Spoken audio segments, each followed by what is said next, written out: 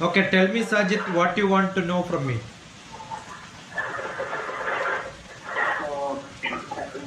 You are a participant for this program or an organizer? Yes, participant only. What do you do? I am doing a small business here in Bangalore. Yeah, avoid sir. I am not sir. Some people like to be called as sir, professor and all that. I am not. I am Dr. TPS. My name is that. Yeah. Otherwise, I will call you something else, Sajid is, I am calling you Sajid. So my name is Dr. TPS. That's it. Yeah. I'll call you Dr. TPS. Yeah. Where are you? I am originally from Malappuram. Malappuram. Oh sorry, ഞാൻ English തുടങ്ങിപ്പോയി. മലപ്പുറത്ത് എവിടെയാണ്? അരീക്കോടോ? Okay. Areekode ഞാൻ വന്നിട്ടുണ്ട് കോളേജിൽ. അവിടെയുടെ എല്ലാ college പറ.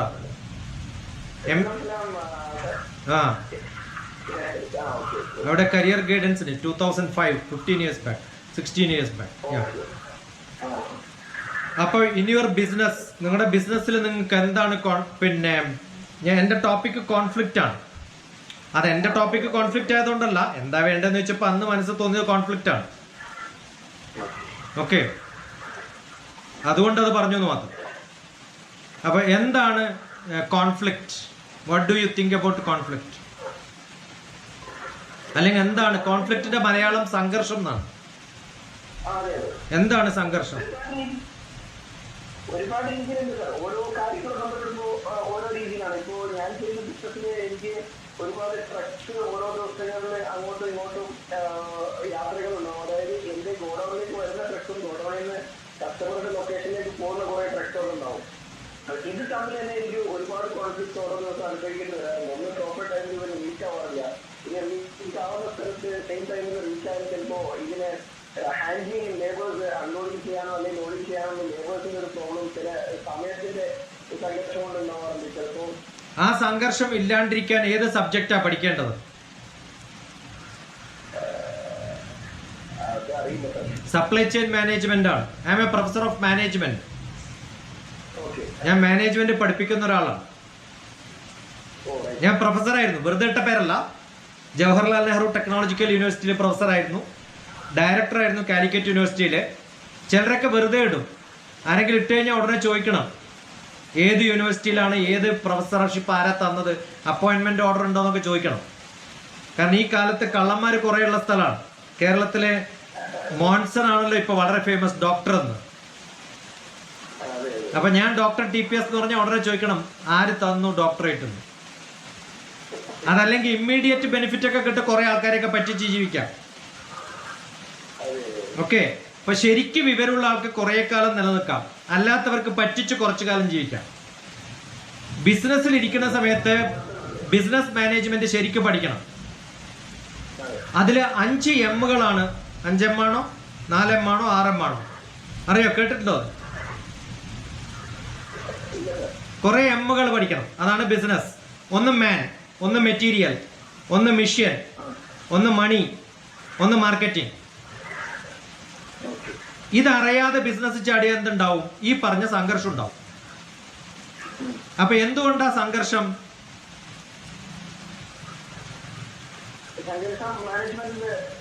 No management വളരെ മോശം വേർഡാണ്. ഞാൻ മാനേജ്മെന്റ് എന്ന് പേര് പറഞ്ഞത് അത് വളരെ വെൽ നോൺ ആയതുകൊണ്ടാണ്. ബിസിനസ് അഡ്മിനിസ്ട്രേഷൻ എന്നാ പറയാ. അഡ്മിനിസ്ട്രേഷൻ എന്ന് പറഞ്ഞാൽ ഒപ്പിച്ച് നടക്കുന്നതിനാണ് മാനേജ്മെന്റ്. അതുകൊണ്ട് പല മണ്ടന്മാരും ടൈം മാനേജ്മെന്റ് ക്ലാസ് ഒക്കെ എടുക്കും. നമുക്ക് ടൈം മാനേജ് ചെയ്യാൻ പറ്റില്ല, ടൈം അഡ്മിനിസ്റ്റർ ചെയ്യാനും പറ്റില്ല. എക്സ്ട്രാ കൊടുക്കുന്നതിനാണ് അഡ്മിനിസ്ട്രേഷൻ എന്ന് പറയാ. നമുക്ക് മാനേജ് ചെയ്യാന്ന് പറഞ്ഞാൽ എനിക്ക് കുക്കിംഗ് അറിയില്ല, ആരെങ്കിലും 4 ഗസ്റ്റ് വന്നാൽ ഞാൻ മാനേജ് ചെയ്യും. അപ്പൊ എനിക്ക് എന്തുണ്ടാവും? സംഘർഷം ഉണ്ടാവും. ഇത് ശരിയാവോ ഇല്ലയോ എന്നുള്ളൊരു സംഘർഷം ഉണ്ടാവില്ലേ? അപ്പൊ അറിവില്ലായ്മയിൽ നിന്നാണ് സംഘർഷം വരിക. മാനേജ് ചെയ്യാൻ ശ്രമിച്ചാൽ സംഘർഷം വരും. ചെയ്യുന്ന ഒരാൾക്ക് സംഘർഷം വരുമോ? ഇല്ല. അപ്പൊ അറിവാണ് സംഘർഷം ഒഴിവാക്കാനുള്ള മാർഗം. അറിവില്ലാതെ ചെയ്യുമ്പോ ഇതെങ്ങനെയാവും എന്നുള്ളൊരു ഭയം ഉണ്ടാവും. അറിവോട് കൂടി ചെയ്യുമ്പോൾ ഒരു പ്രശ്നം ഉണ്ടാകും. Knowledge is to be shared. എൻ്റെ എല്ലാ ലെക്ചറുകളും എൻ്റെ എല്ലാ പവർ പോയിന്റും ഞാൻ എഴുതിയ ബുക്സും ഒക്കെ ഇന്റർനെറ്റിൽ ഫ്രീ അവൈലബിൾ ആണ്. എന്താ കൊടുക്കാൻ കാരണം? ഇത് ആര് കോപ്പി ചെയ്താലും എനിക്കൊരു നഷ്ടമില്ല. കാരണം നിങ്ങൾക്ക് ഒരിക്കലും ഞാൻ പറയുന്ന പോലെ പറയാൻ പറ്റില്ല. ഞാൻ പറയണത് പോലെ നിങ്ങൾക്ക് പറയാൻ പറ്റില്ല. പറയണമെങ്കിൽ ഈ വയസ്സാവണം. മനസ്സിലായോ? ഇന്ന് ആർക്കും എന്ത് വിഷയവും എവിടെയും പഠിക്കാം. അത് സ്ലൈഡ് പ്രൊജക്ടർ ഉണ്ട്, അല്ലെങ്കിൽ സ്ലൈഡ് ഷെയർസ് ഉണ്ട്. Download it, read it, finished. പക്ഷേ മാനേജ്മെന്റും അഡ്മിനിസ്ട്രേഷനും എന്താണ് എന്നറിയണമെങ്കിൽ മാനേജ്മെന്റ് ഈസ് നോട്ട് അഡ്മിനിസ്ട്രേഷൻ എന്ന എൻ്റെ പുസ്തകത്തിൽ എഴുതിയിട്ടുണ്ട്. അപ്പൊ ഞാനത് പറയുമ്പോൾ സംഘർഷത്തോടു കൂടി പറയോ ഉറപ്പോടുകൂടി പറയോ? അത് ഉറപ്പോടുകൂടി പറയും. അപ്പൊ ഉറപ്പോടുകൂടി പറയണമെങ്കിൽ എന്തുണ്ടാവണം? അറിവുണ്ടാവണം.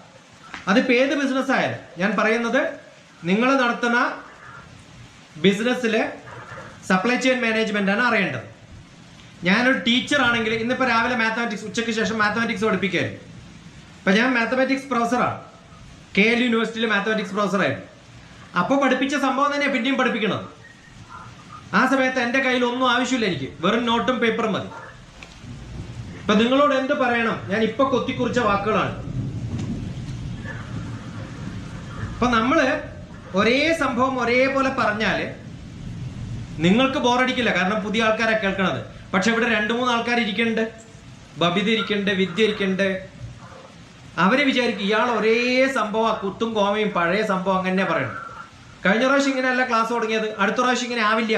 കാരണം എനിക്ക് ഇമ്പ്രൂവ്മെന്റ് ഇല്ലെങ്കിൽ ഞാൻ എന്തിനാ ജീവിക്കണേ? തൂങ്ങി ചത്താ പോലെ. ഈ ഒരേ സംഭവം ഇതേപോലെ പറയണമെങ്കിൽ റെക്കോർഡ് ചെയ്തിട്ട് നിങ്ങൾക്ക് അയച്ചു തന്നാ പോലെ. മനസ്സിലായോ? അപ്പൊ നമുക്ക് പുതുമ ഉണ്ടാവുമ്പോ 10 കൊല്ലം മുമ്പ് നടത്തിയ ബിസിനസ്സും ഇപ്പൊ നടത്തുന്ന ബിസിനസ്സുകാരോട് ചോദിച്ചു നോക്കൂ, ഹാസ് ഇ ഇംപ്രൂവ്ഡ്? അയാൾക്ക് ഇമ്പ്രൂവ്മെന്റ് ഉണ്ടോ? ഉണ്ട്. എന്താ ഇമ്പ്രൂവ്മെന്റ്? തുടങ്ങിയ സമയത്ത് കുറച്ച് സംഘർഷമൊക്കെ ഉണ്ടായിരുന്നു, ഇപ്പില്ല. എന്താ കാരണം? എക്സ്പീരിയൻസ്. അത് നല്ല എക്സ്പീരിയൻസ് ആവണം. ബാഡ് എക്സ്പീരിയൻസ് ആയാൽ സംഘർഷം ഉണ്ടാവും. ചിലരൊക്കെ പറയും എക്സ്പീരിയൻസ് ഉണ്ടായാൽ സംഘർഷം ഉണ്ടാവില്ല. എക്സ്പീരിയൻസ് ബാഡ് എക്സ്പീരിയൻസ് ആയാലോ? സ്ഥിരമായിട്ട് നീന്തുന്ന ഒരാൾ ഒരു പ്രാവശ്യം വെള്ളത്തിലടിയിൽ പെട്ടുപോയി എന്നായിരിക്കും, നല്ല ഒഴുക്കില്. പിന്നെ അയാൾ വെള്ളം കാണുമ്പോൾ പറയും എനിക്ക് നീന്താൻ പറ്റില്ല. നല്ല ബിസിനസ് ചെയ്ത ഒരാൾ ആകെ പൊളിഞ്ഞാലോ? പിന്നെ പറയും ഇനി എനിക്ക് ബിസിനസ് പറ്റില്ല. നല്ല ഡ്രൈവർ ഒരു ആക്സിഡന്റ് പറ്റി ഡ്രൈവിംഗ് നിർത്തിയ കുറെ പേര് എനിക്കറിയാം. അതുവരെ അസൽ ഡ്രൈവറായിരുന്നു. അപ്പൊ പലപ്പോഴും നല്ല എക്സ്പീരിയൻസ് ആണെങ്കിൽ സംഘർഷം ഒഴിവാക്കാം. പക്ഷെ ഒരു മോശം എക്സ്പീരിയൻസ് ഉണ്ടെങ്കിൽ ചിലപ്പോൾ പെട്ടുപോകും. അപ്പൊ എന്താണ് സംഘർഷം ഒഴിവാക്കാൻ? അപ്പൊ സംഘർഷം ഇല്ലാത്ത സമയത്ത് എന്തുണ്ടാവും? സന്തോഷം ഉണ്ടാവും. സംഘർഷമുള്ള ഒരാൾക്ക് ഭയം ഉണ്ടാവും, അവർക്ക് ദേഷ്യം വരും, അവർക്ക് ഉള്ളിൽ ആദ്യം ഉണ്ടാവും, പുറത്ത് ചിരിച്ചു കാണിച്ചാലും പലപ്പോഴും. റൈറ്റ്? അതിനാണ് ഈ പലരും കൊടുക്കുന്ന കോഴ്സ് പേഴ്സണാലിറ്റി ഡെവലപ്മെന്റ്. എന്താ ചെയ്യേണ്ടത്? നിങ്ങൾ കുറെ ബ്ലാ ബ്ലാ ബ്ലാ പറയാൻ പഠിക്കണം. Communication skill. കമ്മ്യൂണിക്കേഷൻ സ്കില്ല് ഒരാൾ എന്താ ചെയ്യാ അറിയോ? ഇംഗ്ലീഷ് അല്ല കമ്മ്യൂണിക്കേഷൻ സ്കില്ല്. ആരെങ്കിലും ഒരാളെ കിട്ടിയാൽ അയാളെ ഫോളോ ചെയ്യും, അയാളെ കുറിച്ച് അറിയാൻ ശ്രമിക്കും, അയാളോട് കോണ്ടാക്ട് ചെയ്യും. അതാണ് കമ്മ്യൂണിക്കേഷൻ സ്കില്ല്. അല്ലാണ്ട് സ്റ്റൈലിഷ് ആയിട്ട് ഇംഗ്ലീഷ് പറയുന്നതാണ് കമ്മ്യൂണിക്കേഷൻ സ്കിൽ എന്ന് ധരിച്ചാൽ തെറ്റിപ്പോയി. നല്ല വൊക്കാബുലറി വേണം, ഗ്രാമർ മിസ്റ്റേക്ക് പാടില്ല. കാരണം എൻ്റെ കൺവേ ചെയ്യാനുള്ള മെസ്സേജുകൾ കൃത്യമായിട്ട് പറയാൻ എനിക്കറിയുമ്പോൾ എൻ്റെ കമ്മ്യൂണിക്കേഷൻ സ്കില്ല് നന്നാവും. പക്ഷെ കമ്മ്യൂണിക്കേറ്റ് ചെയ്യാനുള്ള കണ്ടന്റ് ഉണ്ടാവും. ആ കണ്ടന്റ് എവിടെ ഉണ്ടാവും? അത് കോപ്പി പേസ്റ്റ് ചെയ്തിട്ട് കാര്യമില്ല. You should have that content inside U. അപ്പൊ നമ്മൾ ബിസിനസ് വേറെ ആരുടെയെങ്കിലും അതേപോലെ കോപ്പി ചെയ്യാൻ ശ്രമിച്ചാൽ നമുക്ക് കൃത്യമായിട്ട് കഴിവൊന്നുമില്ലെങ്കിൽ നമ്മൾ ആരെ ഡിപ്പെൻഡ് ചെയ്യും? വർക്കേഴ്സിനെ ഡിപ്പെൻഡ് ചെയ്യും. വർക്കേഴ്സിനെ ഡിപ്പെൻഡ് ചെയ്യുമ്പോൾ അവർക്കറിയാം ബോസിനൊന്നും അറിയില്ല, നമുക്ക് എങ്ങനെയെങ്കിലും അയാളെ പറ്റിക്കാന്ന് ചെയ്യും. അങ്ങനെയാണ് പലരും തകർന്നു പോകുന്നത്. ദുബായിലൊക്കെ നമുക്കറിയാം. ഞാൻ കുറേ 10-20 വർഷമായിട്ട് സ്ഥിരമായിട്ട് വരുന്ന സംഭവങ്ങൾ. എപ്പോൾ വന്നാലും ഒരു 10 ബിസിനസ്സുകാർ നമ്മുടെ അടുത്ത് വരും. അവർ പൊളിഞ്ഞ കഥകൾ പറയും, അവരെ പറ്റിച്ച കഥകൾ പറയും. എന്താ കാരണം? അവർ ശരിക്കും ബിസിനസ് അറിയാതെ ഞാൻ സപ്പോർട്ട് ചെയ്യാന്ന് പറയുമ്പം അതിൻ്റെ കൂടെ ചേർന്നിട്ട് അങ്ങോട്ട് തുടങ്ങും. സസ്റ്റെയിൻ ചെയ്യാൻ പറ്റില്ല. എല്ലാവരും ജീവിതത്തിലെ 3 ആഗ്രഹങ്ങളുള്ളവരാണ്. ഒന്ന് അറിവ്, അത് ഉണ്ടാവണം. 2 പ്രശസ്തി അതുണ്ടാവണം. ഇതൊക്കെ താൽക്കാലികമായിട്ട് കിട്ടും, കാര്യമില്ല, സ്ഥിരമായിട്ടുണ്ടാവും. 3-ാമത്തേത് ധനം. ആ ധനം എന്ന് പറയുന്നത് എൻ്റെ കയ്യിൽ കാശുണ്ടാവണമെന്നൊന്നുമില്ല. ഞാൻ പലപ്പോഴും ഗൾഫിലൊക്കെ വന്നിട്ടുള്ളത് മേ ബി പോക്കറ്റിൽ ഒരു 100 രൂപ 200 രൂപ ഉണ്ടാവും, അത്ര ഉണ്ടാവും. പക്ഷെ എനിക്കറിയാം ഞാൻ ഇറങ്ങുമ്പോൾ എന്നെ ആരെങ്കിലും പിക്കപ്പ് ചെയ്യാൻ വരും, എനിക്ക് ഭക്ഷണം തരും, എനിക്ക് ടിക്കറ്റ് എടുത്ത് തരും, നമുക്ക് വേണ്ടതൊക്കെ ചെയ്തു തരുന്നുണ്ടെങ്കിൽ പിന്നെ നമ്മളെന്തിനാ കാശ് കൊണ്ട് നടക്കണേ? അപ്പൊ എൻ്റെ സൗഹൃദമാണ് എൻ്റെ ധനം, എൻ്റെ കോണ്ടാക്ട്സ് ആണ് എൻ്റെ ധനം. ഈ 3 കാര്യങ്ങൾ അതിന് ആഗ്രഹമില്ലാതിരുന്നാൽ നമ്മൾ മനുഷ്യരല്ല. പക്ഷെ ഇതിനൊക്കെ എന്തുകൊണ്ട് ആഗ്രഹിക്കുന്നു എന്ന് ചോദിച്ചാൽ സന്തോഷം കിട്ടാനാണ്. പക്ഷെ ഇതുണ്ടാക്കണമെങ്കിൽ എപ്പോഴും നമുക്ക് കുറേ സംഘർഷങ്ങൾ ഉണ്ടാവും. ഇതെങ്ങനെ ഉണ്ടാവും? അത് കിട്ടാൻ ശരിക്കുള്ള മാർഗങ്ങളുണ്ട്. അതില്ലാത്തവരെന്ത് ചെയ്യും? തെറ്റായ മാർഗങ്ങൾ ഉപയോഗിച്ച് താൽക്കാലികമായിട്ട് രക്ഷപ്പെടും. പക്ഷെ താൽക്കാലികമായിട്ട് രക്ഷപ്പെട്ടാൽ കുറച്ച് കഴിയുമ്പോൾ ബുദ്ധിമുട്ടും, പിന്നെ പിടിക്കപ്പെടും. അപ്പോൾ പേര്, പ്രശസ്തി, പൊസിഷൻ, പവർ, എല്ലാ നിലകളിലും നമുക്ക് ഉയർന്നു നിൽക്കാൻ പറ്റും. അത് കണ്ടിന്യൂ ചെയ്യണമെങ്കിൽ ജ്ഞാനമുണ്ടാവണം, അറിവുണ്ടാവണം, വിവരമുണ്ടാവണം. നമുക്കൊരു മഹാപ്രധാനമന്ത്രി ഉണ്ടായിരുന്നു. അദ്ദേഹം അവസാനം അയാളെ പുറത്താക്കുന്ന സമയത്ത് ലാസ്റ്റ് കൊടുത്തൊരു സ്പീച്ച് ഉണ്ട്, വളരെ ഫേമസ് ആണ് ആ സ്പീച്ച്. അയാൾ പറഞ്ഞത് എന്നെ ബഹുമാനിക്കണ്ട. അയാൾ എങ്ങനെയോ അബദ്ധത്തിൽ പ്രൈം മിനിസ്റ്റർ ആയിപ്പോയോ. 2-3 പേരുണ്ട് അങ്ങനെയല്ല പ്രൈം മിനിസ്റ്ററുടെ ലിസ്റ്റിൽ. അയാൾ പറഞ്ഞത് പണ്ട് നെഹ്റു ഇരുന്ന സീറ്റാണ്, പണ്ട് ഇന്ദിരാഗാന്ധി ഇരുന്ന സീറ്റാണ്, അതാലോചിച്ചിട്ടെങ്കിലും എനിക്ക് കുറച്ച് ബഹുമാനം തന്നൂടെയാണ്. ആലോചിച്ചൊക്കെ ഒരു പ്രധാനമന്ത്രിയുടെ പൊളി. ഇപ്പൊ അയാൾക്ക് കണ്ടന്റ് ഇല്ലാന്ന് അയാൾക്ക് തന്നെ അറിയാം. ഇപ്പൊ പലപ്പോഴും അബദ്ധത്തിൽ പലരും പല പൊസിഷനിലേക്ക് എത്തും. അത് തുടർന്ന് നിലനിർത്തണമെങ്കിൽ അറിവുണ്ടാവും. ധനമില്ലാതെ ജീവിക്കാൻ പറ്റില്ല. പക്ഷെ എനിക്ക് എങ്ങനെ ജീവിക്കണം എന്ന് ഞാൻ ആലോചിക്കണം. ആവശ്യത്തിന്, അത്യാവശ്യത്തിന്, അത്യാഗ്രഹത്തിന്, ആഗ്രഹത്തിന് ഒക്കെ ഡിഫറൻ്റ് ആയിട്ടുള്ള കൺസെപ്റ്റുകളാണ്. ഭാരതീയ ശാസ്ത്രത്തില് കാമ, അർത്ഥ, ആഗ്രഹങ്ങൾക്കാണ് കാമം എന്ന് പറയുക, ഡിസയർ. അത് സാറ്റിസ്ഫൈ ചെയ്യാനുള്ള മെത്തേഡിനെയാണ് അർത്ഥം എന്ന് പറഞ്ഞിരിക്കുന്നത്. അതിന് 2 തരത്തിലുള്ള മാർഗങ്ങളുണ്ട്. ഒന്ന് ധാർമ്മികം, ഒന്ന് അധാർമികം. ധാർമ്മികമായിട്ടായാൽ അവസാനം വരെ സന്തോഷം ഉണ്ടാവും. അധാർമികമായാൽ തൽക്കാലം സന്തോഷം ഉണ്ടാവും, പിന്നെ ദുഃഖിക്കേണ്ടി വരും. ആ സമയത്ത് ഉണ്ടാവുന്നതാണ് ശരിക്കും സംഘർഷം. പഠിക്കുമ്പോൾ സംഘർഷം ഉണ്ടാവും, പക്ഷെ അത് വലിയ സംഘർഷമൊന്നുമല്ല. കാരണം റിസൾട്ട് വരും എന്നുള്ളൊരു ആഗ്രഹത്തിൽ ഒരു സർട്ടിഫിക്കറ്റ് കിട്ടും. ഈ സർട്ടിഫിക്കറ്റിനും വലിയ വിലയുണ്ട്. ആര് കൊടുക്കുന്നു എന്നുള്ളതിനൊരു വിലയുണ്ട്. ഓരോ സർട്ടിഫിക്കറ്റിനും അതിന്റെ വിലയുണ്ട്. ഇപ്പൊ ഇന്റർനെറ്റ് ഒക്കെ നോക്കിക്കഴിഞ്ഞാൽ ബെസ്റ്റ്, ഇന്ന് ഞാൻ ആരോ കണ്ടു, ഒരാൾക്ക് കൊടുത്ത അവാർഡാണ് ഹിസ് ഹൈനസ്. ഈ ഹിസ് ഹൈനസ് എന്നൊക്കെ വിളിക്കുന്നതിന് വലിയൊരു പേരുണ്ട്. പണ്ട് പ്രഭുക്കന്മാർക്ക് വിളിച്ചിട്ടുള്ള ഇത് ഏതൊരാൾക്കും ഇപ്പൊ വിളിച്ചു തുടങ്ങിയത്. കാരണം ഇന്റർനെറ്റിൽ ആർക്കും HH അല്ലെങ്കിൽ ഹിസ് ഹൈസ് എന്ന് ടൈപ്പ് ചെയ്ത് കൊടുക്കാലോ. പിന്നെയോ അത് കഴിഞ്ഞ് കുറേ, ഒരു സ്ത്രീയൊന്നും പോരാ, ചിലർക്ക് 4 സ്ത്രീ 5 സ്ത്രീയൊക്കെ വെക്കണം. പിന്നെ ചിലര് SAD, സാഡ് ഗുരു എന്നൊക്കെ കേൾക്കാം. നിങ്ങൾക്ക് പലരും നിങ്ങൾ തെറ്റായിട്ടാണ് വായിക്കണ്ടാവുക. ഞാൻ വായിക്കുക സാഡ് ഗുരു എന്നാണ്. പണ്ട് സത് ഗുരു എന്നൊരു പേരുണ്ടായിരുന്നു. സത് എന്ന് പറഞ്ഞാൽ നന്മ എന്നാണ് അർത്ഥം. അത് ഇംഗ്ലീഷിൽ എഴുതുമ്പോഴാണ് തെറ്റ് പറ്റുന്നു. കൃത്യാർത്ഥം അങ്ങനെയാ വരിക. അവര് സത് എന്ന് പറഞ്ഞ അർത്ഥം എന്താണ്? നന്മ എന്നാണ് അർത്ഥം. അതിലുള്ള ഒരാളും അത്തരം പേരുകൾ സ്വന്തം പ്രിഫിക്സിൽ. ആരാ അത് കൊടുത്തത്? സ്വന്തം കൊടുത്തതാണ്. സ്വന്തം കൊടുത്തൊരു പേര് വിളിക്കരുത്, അതിന് നിലനിൽപ്പില്ല. അധാർമികമാണെന്ന് പറയാം. ഭഗവത്ഗീതയിലെ 4-ാമത്തെ അധ്യായത്തിലൊക്കെ പറയുന്നുണ്ട് സ്വധർമ്മം. സ്വധർമ്മം ചെയ്തു കഴിഞ്ഞാൽ ശ്രേയാൻ, നിങ്ങൾക്ക് ശ്രേയസ് ഉണ്ടാവും. പരധർമ്മം ഭയാദ്ബഹം, മറ്റുള്ളവരുടെ ധർമ്മം ചെയ്താൽ, ഇല്ലാത്ത കാര്യങ്ങൾ ഏറ്റെടുത്തു കഴിഞ്ഞാൽ നിങ്ങൾക്ക് ദുഃഖം ഉണ്ടാവും. ആ ദുഃഖം സംഘർഷത്തു നിന്നാണ്, ഇന്റേണൽ കോൺഫ്ലിക്റ്റ് നിന്നാണ്. എക്സ്റ്റേണൽ കോൺഫ്ലിക്റ്റുകളാണ് എക്സാമിനേഷൻ കോൺഫ്ലിക്റ്റ് ഒക്കെ. അതൊന്നും കുഴപ്പമില്ല, അതൊക്കെ മാനേജ് ചെയ്യാം. പക്ഷെ എക്സാം തോറ്റു കഴിഞ്ഞാൽ ആത്മഹത്യ ചെയ്യുന്നത് എന്തുകൊണ്ടാണ്? തോറ്റത് കൊണ്ടല്ല, ഇന്റേണൽ കോൺഫ്ലിക്റ്റ് ആണ്. എന്താണ് ഇന്റേണൽ കോൺഫ്ലിക്റ്റ്? എന്നെ ആര് എന്തു പറയും, വീട്ടിലെല്ലാവരും തോറ്റിട്ടുള്ള ഒരു ഫാമിലിയിലാണ് ഒരാൾ തോറ്റാൽ കുഴപ്പമുണ്ടാവും? ഇല്ല. മനസ്സിലായോ? എക്സ്പെക്ടേഷൻസ് കൂടും. അപ്പോഴാണ് ഡോക്ടർ TPSനൊന്നും തോറ്റാൽ ഒരു പ്രശ്നമില്ല. കാരണം അച്ഛൻ 3ാം ക്ലാസ് അച്ഛൻ സ്കൂളിൽ പോയിട്ടേ ഇല്ല, അമ്മ 3ാം ക്ലാസ്സേ പഠിച്ചിട്ടുള്ളൂ. അങ്ങനെയുള്ള ഒരാൾക്ക് എന്തെങ്കിലും ഒരു വിദ്യാഭ്യാസം കിട്ടുമ്പോൾ എന്താ പേടിക്കേണ്ട കാര്യമുണ്ടോ? ഒരു ഭയമില്ല. തോൽവിയെക്കുറിച്ച് ഒരു ഭയമില്ല. അതുകൊണ്ട് കിട്ടുന്നതൊക്കെ സന്തോഷമാണ്. അപ്പൊ ജീവിതത്തെ നമ്മൾ എങ്ങനെ നോക്കിക്കാണണം എന്നനുസരിച്ചിട്ടാണ് കോൺഫ്ലിക്റ്റ് മാനേജ്മെന്റ് എന്നുള്ള വാക്ക് തെറ്റാണ്. പലരും അങ്ങനെ ഉപയോഗിക്കും, ഞാനും ചിലപ്പോൾ അങ്ങനെ ഉപയോഗിക്കും. അത് പോപ്പുലാരിറ്റി കൊണ്ടാണ്. റെസല്യൂഷൻ എന്നാണ് പറയുക.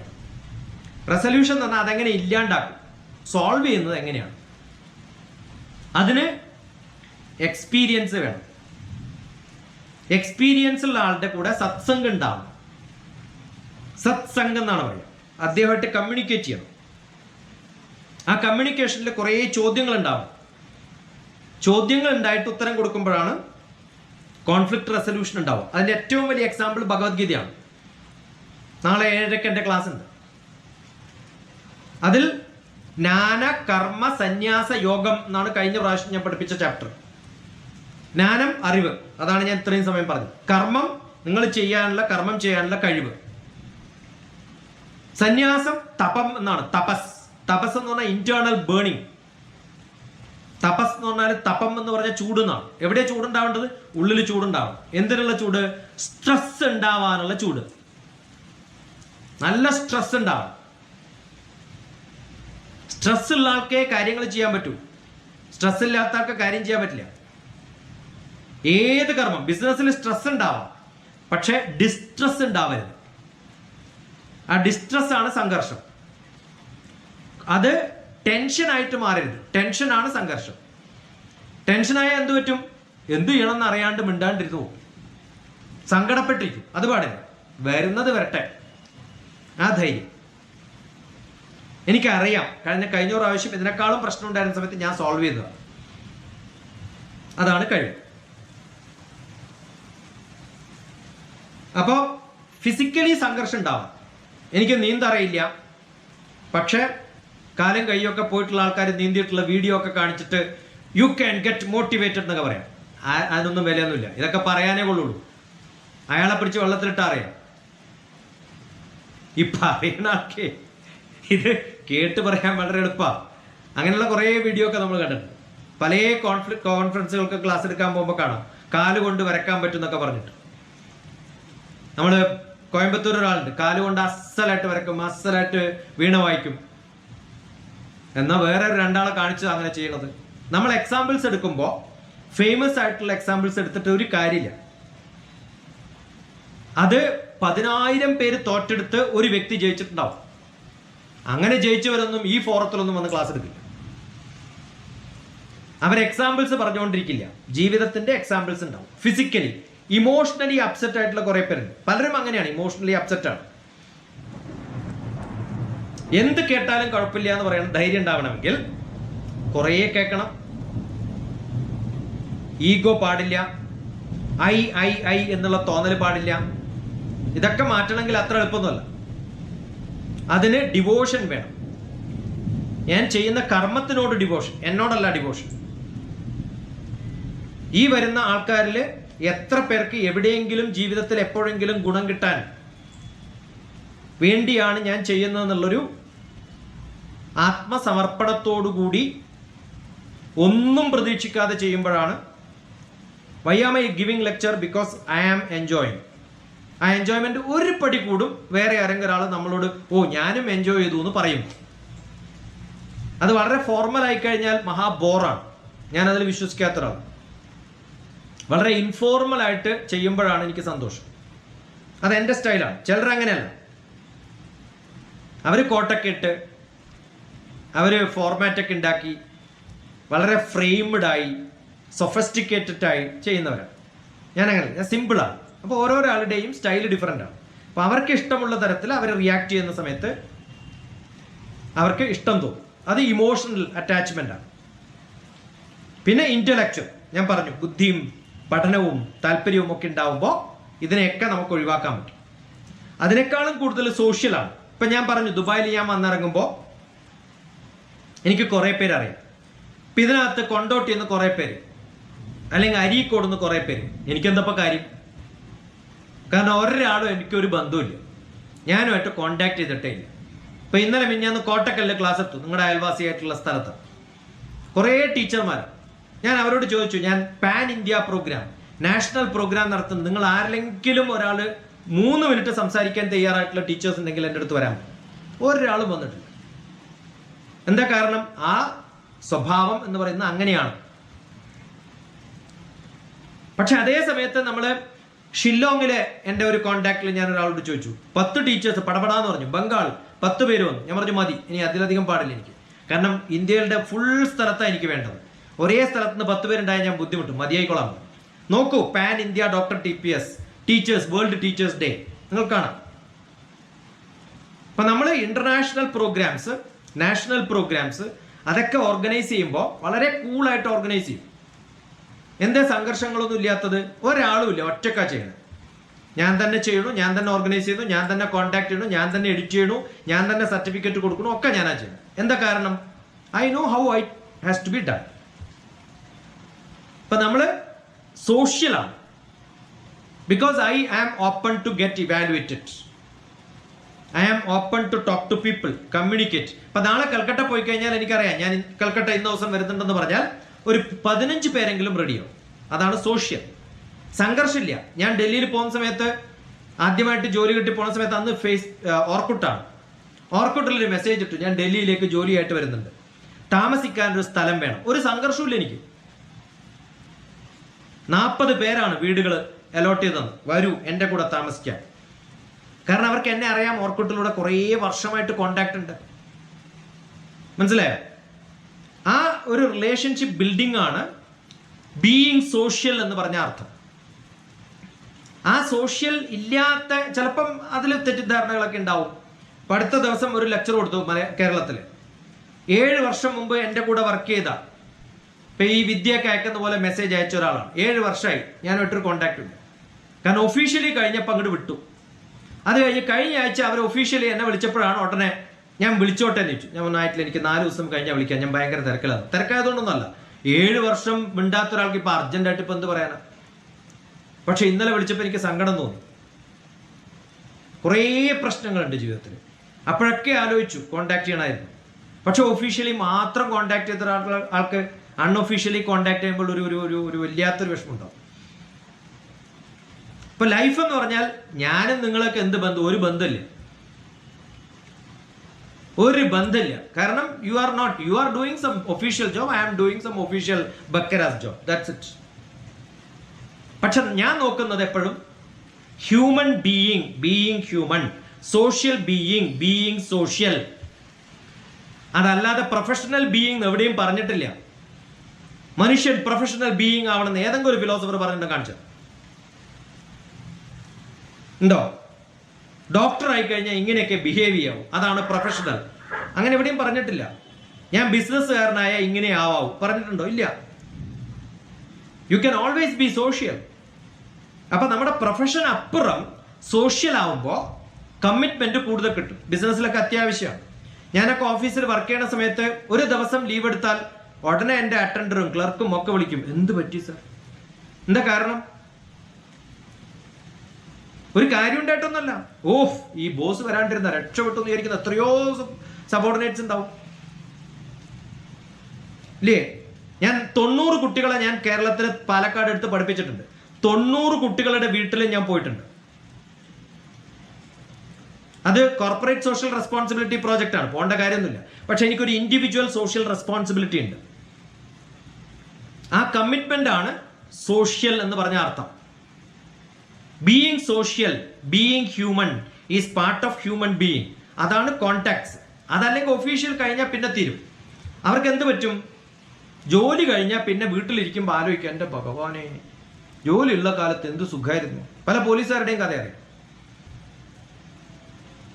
പല ഓഫീസ് ഉള്ള ആൾക്കാരും അറിയാമായിരിക്കും. അവർ ഓഫീസ് വിട്ട് കഴിഞ്ഞാൽ അപ്പോൾ പാരലിറ്റിക് അറ്റാക്കും ഹാർട്ട് പ്രോബ്ലംസും ഒക്കെ വന്നിട്ടുള്ള കുറേ പേര് നമുക്കറിയാം. എന്താ കാരണം? ഓഫീസ് മാത്രമായിരുന്നു. അത് കഴിഞ്ഞ് വീട്ടിലെത്തിയ സമയത്ത് എൻറ്റയർലി ഡിഫറെൻറ്റ് ലൈഫ്. കുറേ ധൈര്യം വേണം ജോലിയൊക്കെ വിട്ടിട്ട് സോഷ്യൽ ആവണം. അങ്ങനെയുള്ള വളരെ ഫേമസ് ആയിട്ടുള്ള ആൾക്കാരുണ്ട് കേരളത്തിൽ. VR കൃഷ്ണയ്യര് കോടതി പോകുന്ന സമയത്ത് കംപ്ലീറ്റ് പുസ്തകം ഒറ്റക്കെടുത്തിട്ടാ പോവാ, ജഡ്ജായിരിക്കണ കാലത്ത് പോയി. അറ്റൻഡർമാരോട് ബുക്ക് എടുക്കാൻ സമ്മതിക്കില്ല. നോ, ഇതാണ് എൻ്റെ അസറ്റ്, ഇത് ഞാനേ പിടിക്കാവൂന്ന്. അതാണ് പ്രൊഫഷനോടുള്ള കമ്മിറ്റ്മെന്റ്. പക്ഷെ being personal to the profession. ചിലർ പ്രൊഫഷണൽ ആണ് പക്ഷെ പേഴ്സണൽ അല്ല. അത് വ്യത്യാസമായിട്ട് കണ്ടുപിടിക്കണം. പിന്നെ വേണ്ടത് സ്പിരിച്വാലിറ്റിയാണ്. സ്പിരിച്വാലിറ്റി മെഡിറ്റേഷൻ അല്ല. I am so sad. കുറേ സ്പിരിച്വൽ ആയിട്ടുള്ള മെഡിറ്റേഷൻ പഠിപ്പിക്കുന്ന ആൾക്കാർ, ആ വാക്ക് തന്നെ തെറ്റാണ്. ബോധമുള്ള വിവരമുള്ള ഒരാളും ഉപയോഗിക്കാത്ത വാക്കാണ്. എന്നാലും ഞാൻ ഉപയോഗിക്കുന്നു, കാരണം അതാണ് ഫേമസ് എന്നുള്ളതുകൊണ്ട്. യമ, നിയമ, ആസന, പ്രാണായാമ, പ്രത്യാഹാര, ധാരണ, ധ്യാന, സമാധി. ആ സമാധിയിലെത്തുമ്പോൾ ബ്രെയിൻ വർക്ക് ചെയ്യാതെ എല്ലാ കാര്യങ്ങളും ഈസി ആയിട്ട് ചെയ്യാൻ പറ്റുന്ന ഒരു അവസ്ഥയെയാണ് സമാധി എന്ന് പറയും. എനിക്ക് ലെക്ചർ സമാധിയാണ്, ഡ്രൈവിംഗ് സമാധിയാണ്, കുക്കിംഗ് സമാധിയാണ്. കണ്ണടച്ചിരിക്കുന്നതല്ല സമാധി, കണ്ണ് പൂട്ടിയിട്ടല്ല സമാധി, കണ്ണ് പൂട്ടിയിട്ടല്ല മെഡിറ്റേറ്റ് ചെയ്യേണ്ടത്, കണ്ണ് തുറന്നിട്ടാണ് മെഡിറ്റേറ്റ് ചെയ്യേണ്ടത്. മെഡിറ്റേഷൻ ഇൻ ആക്ഷൻ എന്നാണ്. എന്ത് ഇത്ര ധൈര്യത്തിൽ പറയുന്നത്? ഞാൻ ഹിമാലയൻ ട്രഡീഷനിൽ സ്വാമി രാമ, സ്വാമി വേദഭാരതിയുടെ 3rd ഡിസൈപ്പിളാണ്. നിങ്ങൾ ആരും വായിച്ചിട്ടില്ലെങ്കിൽ സ്വാമി രാമയുടെ ലിവിങ് വിത്ത് ഹിമാലയൻ മാസ്റ്റേഴ്സ് എന്ന പുസ്തകം വായിക്കണം. ഹിമാലയൻ ട്രഡീഷൻ മെഡിറ്റേഷൻ വായിക്കണം. അല്ലെങ്കിൽ മെഡിറ്റേഷൻ ഡോക്ടർ TPS എന്ന് പറഞ്ഞിട്ട് ടൈപ്പ് ചെയ്യണം. ഞാൻ 2 വർഷം മുമ്പ് 2019 അമേരിക്കയിൽ ചെറിയ കുട്ടികളെ മെഡിറ്റേഷൻ പഠിപ്പിക്കുന്നത് കണ്ടിട്ട് അർജന്റീനയിലെ ഇസബൽ എന്ന് പറഞ്ഞ സ്ത്രീ കഴിഞ്ഞ ആഴ്ച വിളിച്ചപ്പോൾ, 2 ആഴ്ച മുമ്പ് വിളിച്ച സമയത്ത് ഞാനും ഇസബലും തമ്മിലുള്ള discussion meditation Isabel doctor TPS എന്നടിച്ചാൽ കാണാം. അത് റെക്കോർഡ് ചെയ്തിട്ട് യൂട്യൂബിൽ ഇട്ടിട്ടുണ്ട്. അപ്പോൾ യൂട്യൂബ് കാണുക, എന്നിട്ട് എന്ത് ചെയ്യുക? ആരാണോ യൂട്യൂബ് ഉണ്ടാക്കുന്നത് അവരെ കോണ്ടാക്ട് ചെയ്ത് അവരോട് ഡിസ്കസ് ചെയ്ത് തുടർന്ന് പഠിക്കുമ്പോഴാണ് കുറേ ചോദ്യങ്ങൾ ഉണ്ടാവും. ആ ചോദ്യങ്ങളാണ് എൻ്റെ ഡിസ്കഷൻസ്, അല്ലാതെ കേട്ടിട്ട് വിടുമ്പോഴല്ല. അതാണ് കമ്മ്യൂണിക്കേഷൻ സ്കില്ല്.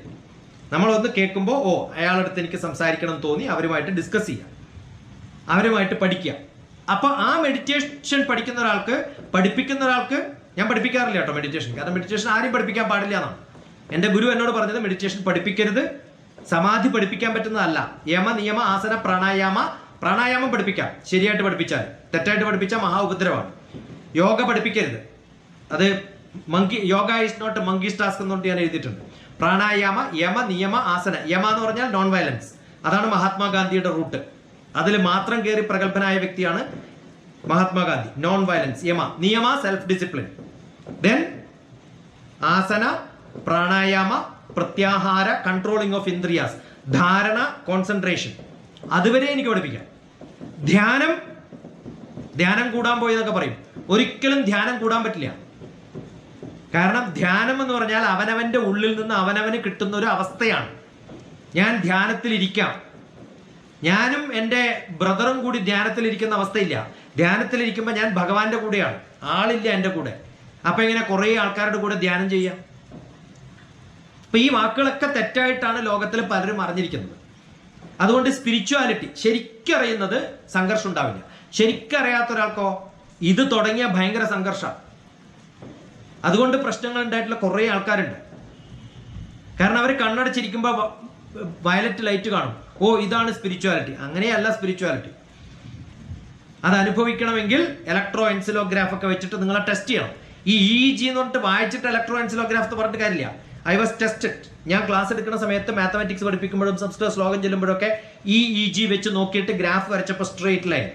എന്താ കാരണം? ബുദ്ധിയിൽ നിന്നല്ല പറയണത്. നിങ്ങൾക്ക് തോന്നുന്നുണ്ടോ ഞാൻ ബുദ്ധി എന്നാ ഇപ്പൊ പറയണത്? അല്ല. മനസ്സെന്നാണോ പറയുന്നത്? അല്ല. മനസ്സെന്ന് പറഞ്ഞാൽ എന്ത് പറ്റും? തെറ്റുവരും, പിന്നെ ആലോചിക്കും അയ്യോ പറയണ്ടായിരുന്നു എന്ന്. മനസ്സൊന്നും അല്ല പറയുന്നത്, ആത്മാവിൽ നിന്നാണ് പറയുന്നത്. അങ്ങനെ ആത്മാവിൽ നിന്ന് നമുക്ക് പ്രവർത്തിക്കാൻ പറ്റുമ്പോഴാണ് ആത്മീയ പുരുഷൻ, സ്പിരിച്വൽ പേഴ്സൺ ആവുന്നത്. അതാവുമ്പോൾ സംഘർഷങ്ങൾ എന്ന് പറയുന്ന ഒരു അവസ്ഥയില്ലാത്തൊരവസ്ഥയിലേക്ക് പോകാൻ പറ്റും. എന്നാലും ഉണ്ടാവും താൽക്കാലികമായിട്ട് ഭയം, താൽക്കാലികമായിട്ട് ദേഷ്യം, താൽക്കാലികമായിട്ട് അസ്വാരസ്യങ്ങളൊക്കെ ഉണ്ടാവും. അതൊന്നും സംഘർഷമല്ല, അത് പെട്ടെന്ന് മാറ്റാൻ പറ്റും. ദുഃഖേഷു അനുദിഗ്നമന സുഖേഷു വിഗത സ്പൃഹ വീതരാഗ ഭയ ക്രോധ സ്ഥിതതീർ മുനിരുച്ചതേ. സ്ഥിതപ്രജ്ഞാവസ്ഥ എന്ന് പറഞ്ഞൊരു അവസ്ഥയാണ് ഭഗവത്ഗീത എക്സ്പ്ലെയിൻ ചെയ്യുന്നത്. എന്താണ് സ്ഥിതപ്രജ്ഞാവസ്ഥ? സുഖം ദുഃഖം ഒക്കെ ഉണ്ടാവും ജീവിതത്തിൽ, അതില്ലാണ്ടിരുന്ന മനുഷ്യനല്ല. പക്ഷേ അതിനെയൊക്കെ പെട്ടെന്ന് കൺട്രോൾ ചെയ്യാൻ പറ്റും. കൺട്രോൾ ചെയ്യാനല്ല, പെട്ടെന്ന് ഇല്ലാണ്ടാക്കാൻ പറ്റും. കൺട്രോൾ ചെയ്യാന്ന് പറയുമ്പോൾ ഉണ്ട്, പക്ഷെ നമ്മൾ പിടിച്ചു നിർത്തുകയാണ്. പിടിച്ചു നിർത്തല്ല, പോട്ടടും, സാരില്ല. അങ്ങനെ പറയാൻ പറ്റുന്ന ഒരു അവസ്ഥയിലേക്ക് എത്തുമ്പോഴാണ് ദുഃഖേഷു അനുധിഗ്നമന സുഖേഷു വിഗതസ്പൃഹ വീത രാഗ ഭയ ക്രോധ. ഇതിൻ്റെയൊക്കെ ഉണ്ടാക്കാനുള്ള ഒറിജിൻ നോക്കിയാൽ ഇന്റേണൽ കോൺഫ്ലിക്റ്റ് എന്ന് പറയാൻ പറ്റും, ഉള്ളിലുള്ള സംഘർഷം. അത് ഒഴിവാക്കണമെങ്കിൽ നല്ല മനസ്സുണ്ടാവണം. ആ നല്ല മനസ്സുണ്ടാവുമ്പോൾ നമ്മൾ മോക്ഷ, ഞാൻ പറഞ്ഞല്ലോ, കാമ അർത്ഥ ധർമ്മ മോക്ഷം, മോക്ഷമാണ് ഹാപ്പിനെസ്, മോക്ഷത്തിലേക്ക് എത്തും. ആ മോക്ഷ സന്യാസം, ഇതൊന്നും ഉണ്ടായാലും കുഴപ്പമില്ല, ഇല്ലെങ്കിലും കുഴപ്പമില്ല. നിങ്ങൾ നാളെ എന്നെ ക്ലാസ്സിന് വിളിച്ചാലും കുഴപ്പമില്ല, വിളിച്ചില്ലെങ്കിൽ കുഴപ്പമില്ല. നാളെ എന്നെ കണ്ടാലും കുഴപ്പമില്ല, കണ്ടില്ലെങ്കിൽ കുഴപ്പമില്ല. ഞാൻ എൻജോയ് ചെയ്യുന്നു. നിങ്ങളൊക്കെ എന്ത് എന്നെ പറ്റി വിചാരിച്ചാലും കുഴപ്പമില്ല. ആ അവസ്ഥയ്ക്കാണ് സന്യാസം എന്ന് പറയുക, മോക്ഷ സന്യാസ യോഗം. അതിൽ ചേർന്നിരിക്കുമ്പോൾ നിങ്ങൾക്ക് കിട്ടുന്നൊരു ബ്ലിസ് ഉണ്ട്, ഹാപ്പിനെസ്. ആ ഹാപ്പിനെസ് ആണ് കോൺഫ്ലിക്റ്റ് റെസൊല്യൂഷൻ എന്ന് പറയാം. കഴിഞ്ഞ പ്രാവശ്യം ഇങ്ങനെ ഒന്നല്ല പറഞ്ഞിട്ടുണ്ടാവും, വേറെ എന്താ പറയും, കുറച്ചെന്തൊക്കെയോ ഉണ്ടാവും, ഒരേ ആൾ തന്നെയല്ലേ പറയും. ഇപ്പോൾ 30 മിനിറ്റ് പറയണമെന്ന് വിചാരിച്ചു, 30 മിനിറ്റ് പറയും, 9:35 മതി. ഇനി എന്തെങ്കിലും ചോദ്യം ഉണ്ടെങ്കിൽ ചോദിക്കാം, എന്ത് വേണമെങ്കിലും. ജീവനുള്ള ആരെങ്കിലും ഉണ്ടെങ്കിൽ ആനി ജെ, അരിഫ, ഒരു FR, ദാറ്റ്സ് ഇറ്റ്. ആകെ 2 ആളേ ഉള്ളൂ.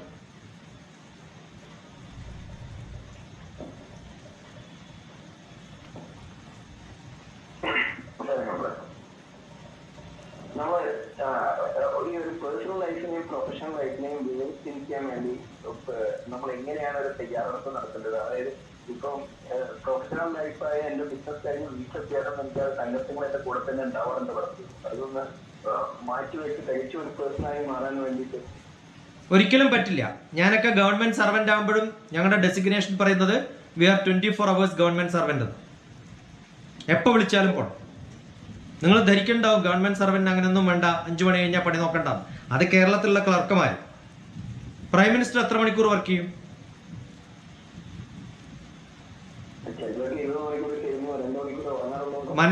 മൻമോഹൻ സിംഗിനെയൊക്കെ ഞാൻ കണ്ടിട്ടുണ്ട്, 20 മണിക്കൂർ 22 മണിക്കൂറൊക്കെയാണ്. ഫ്ലൈറ്റിൽ പോകുന്ന സമയത്തും ഉണ്ടാവും കോൺഫറൻസും മീറ്റിങ്ങും, കുറെ 10-20 പേരുണ്ടാവും. പ്രസ് മീറ്റ് നടക്കുക അപ്പോഴാണ്. ചന്ദ്രബാബു നായിഡുവിന് ഒരു പ്രാവശ്യം കാണാൻ വേണ്ടിയിട്ട് എനിക്ക് അപ്പോയിന്റ്മെന്റ് കിട്ടിയത് 2:30 രാവിലെ 2:30 എന്ന് പറഞ്ഞാൽ എത്ര മണിക്ക് ഉറങ്ങണം എന്ന് ആലോചിച്ചു. ഒന്നുകിൽ അത് കഴിഞ്ഞിട്ട് ഉറങ്ങണം, അല്ലെങ്കിൽ അതിന് മുമ്പ് എണീക്കണ്ടേ അല്ലേ? ഞാൻ ഉമ്മൻചാണ്ടിയുടെ കൂടെ ട്രാവൽ ചെയ്തിട്ടുണ്ട് ട്രെയിനിൽ. KC വേണുഗോപാലൻ ഞാനും ക്ലാസ്മേറ്റ് ആണ്. എന്തൊക്കെ ടെൻഷൻ ഉണ്ടെന്ന് ആലോചിച്ച് നോക്കൂ. ഉണ്ടാവുമല്ലോ. കോൺഗ്രസിന്റെ ജനറൽ സെക്രട്ടറി ആയിരിക്കണമെങ്കിൽ എപ്പോഴെങ്കിലും ഉറങ്ങാൻ പറ്റുമോ? ഡോക്ടർ TPS സുഖമായിട്ട് ഉറങ്ങാൻ വേണ്ടിയിട്ടാണ് ഇതൊന്നും വേണ്ടാന്ന് വെച്ചത്. ഞാൻ എൻജോയ്, ബട്ട് അവർക്ക് എൻജോയ് ചെയ്യാൻ പറ്റും. അവരുടെ അതാണ് എൻജോയ്മെന്റ്, ഉറക്കില്ലായ്മയാണ് എൻജോയ്മെന്റ്. നമുക്ക് നമ്മുടെ ടൈം നമുക്ക് ഡിസൈഡ് ചെയ്യാൻ വേണ്ടി I want to become my master. ബിസിനസ്സിന് ഒരു ഗുണം എന്താ അറിയോ? I can become my master. പക്ഷേ അത് ഡെവലപ്പ് ചെയ്തെടുക്കുന്നതിന് മുമ്പ് കുറേ ട്രിക്ക് പഠിക്കണം. ആ ട്രിക്ക് എന്ന് പറയുന്നത് നല്ല സബോർഡിനേറ്റ്സ് ഉണ്ടാക്കുക എന്നുള്ളതാണ്. നല്ല റിലേഷൻഷിപ്പ്, ട്രസ്റ്റ് വർത്തി, നല്ല ഏബിൾ ആയിട്ടുള്ളവർ, അവരെയൊക്കെ നമ്മൾ ഏൽപ്പിക്കുക. നമ്മൾ ഓഫീസിലിരിക്കുമ്പോഴും അങ്ങനെയാണ്. ഞാൻ പറഞ്ഞില്ലേ, ഞാൻ 10 ദിവസം ഓഫീസിൽ പോയിട്ടില്ലെങ്കിലും സംഭവങ്ങളൊക്കെ നടക്കും. കാരണം എല്ലാം ഡെസിഗ്നേഷനാണ്. ഏറ്റവും നല്ല management book 3 The Management Principles, Monkeys Carries on His Shoulders എന്നാണ്. 1 minute manager carries monkeys on his shoulders. ബുക്കിന്റെ പേരതാണ്. കുറേ ഉണ്ട്, 1 minute സീരീസ് കുറേ ഉണ്ട്. 1 minute daddy, 1 minute cook, husband, wife എന്നൊക്കെ പറഞ്ഞിട്ട് കുറേ ഉണ്ട്. അതിനകത്ത് 1 minute manager carries monkeys on his shoulders പണ്ട് വായിച്ച പുസ്തകം. ഇപ്പം ഞാനാണ് ഈ ഓഫീസ് നടത്തണമെന്ന് വിചാരിക്കാം. ഞാൻ പറയാണ്, വിദ്യ ഇന്ന ആൾക്കൊക്കെ മെസ്സേജ് അയക്കണം. അത് കഴിഞ്ഞ് പിന്നെയും ഞാൻ ചോദിച്ചുകൊണ്ടിരിക്കും, അയച്ചോ മെസ്സേജ്? ഈ ചോദിക്കണ സമയം കൊണ്ട് എനിക്ക് അയക്കാൻ. എന്താ ഞാൻ ചോദിക്കാൻ കാരണം? എനിക്ക് വിദ്യയിൽ കോൺഫിഡൻസ് ഇല്ല, ചെയ്തില്ലെങ്കിലോ എന്നൊരു ഭയം. മനസ്സിലായോ? ഞാനൊരു വലിയൊരു കോൺഫറൻസ് നടത്താൻ വേണ്ടിയിട്ട് സംഭവങ്ങളൊന്നും നടക്കണില്ല, ഡോക്ടർ TPS വരണം എന്ന് പറഞ്ഞിട്ട് ഞാൻ ഡൽഹിയിലിരിക്കുമ്പോൾ ഞാൻ ഋഷികേശിൽ പോയി. അപ്പോൾ സ്വാമിജി ആണ് എന്നെ വിളിച്ചത്, സ്വാമി വേദപാലൻ. ഞാൻ രാവിലെ മുതൽ ഫുൾ മീറ്റിംഗ് ഒക്കെ നടത്തി രാത്രിയത്തെ ട്രെയിനിന് ടിക്കറ്റ് തിരിച്ച് ബുക്ക് ചെയ്തിട്ടുണ്ട്. ഡൽഹിയിൽ 8:30ക്കുള്ള ട്രെയിനാണ്.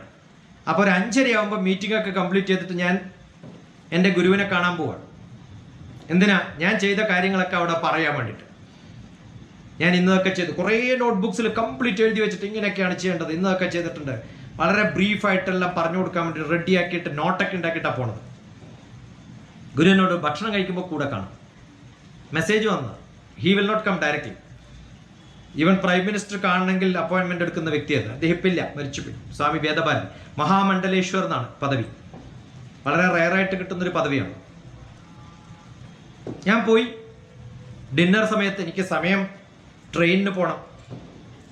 ഡിന്നർ കഴിക്കുന്ന സമയത്ത് ചപ്പാത്തി കറികളൊക്കെ വെച്ചിട്ട്, ചപ്പാത്തി, ഹൗ ഈസ് ചപ്പാത്തി?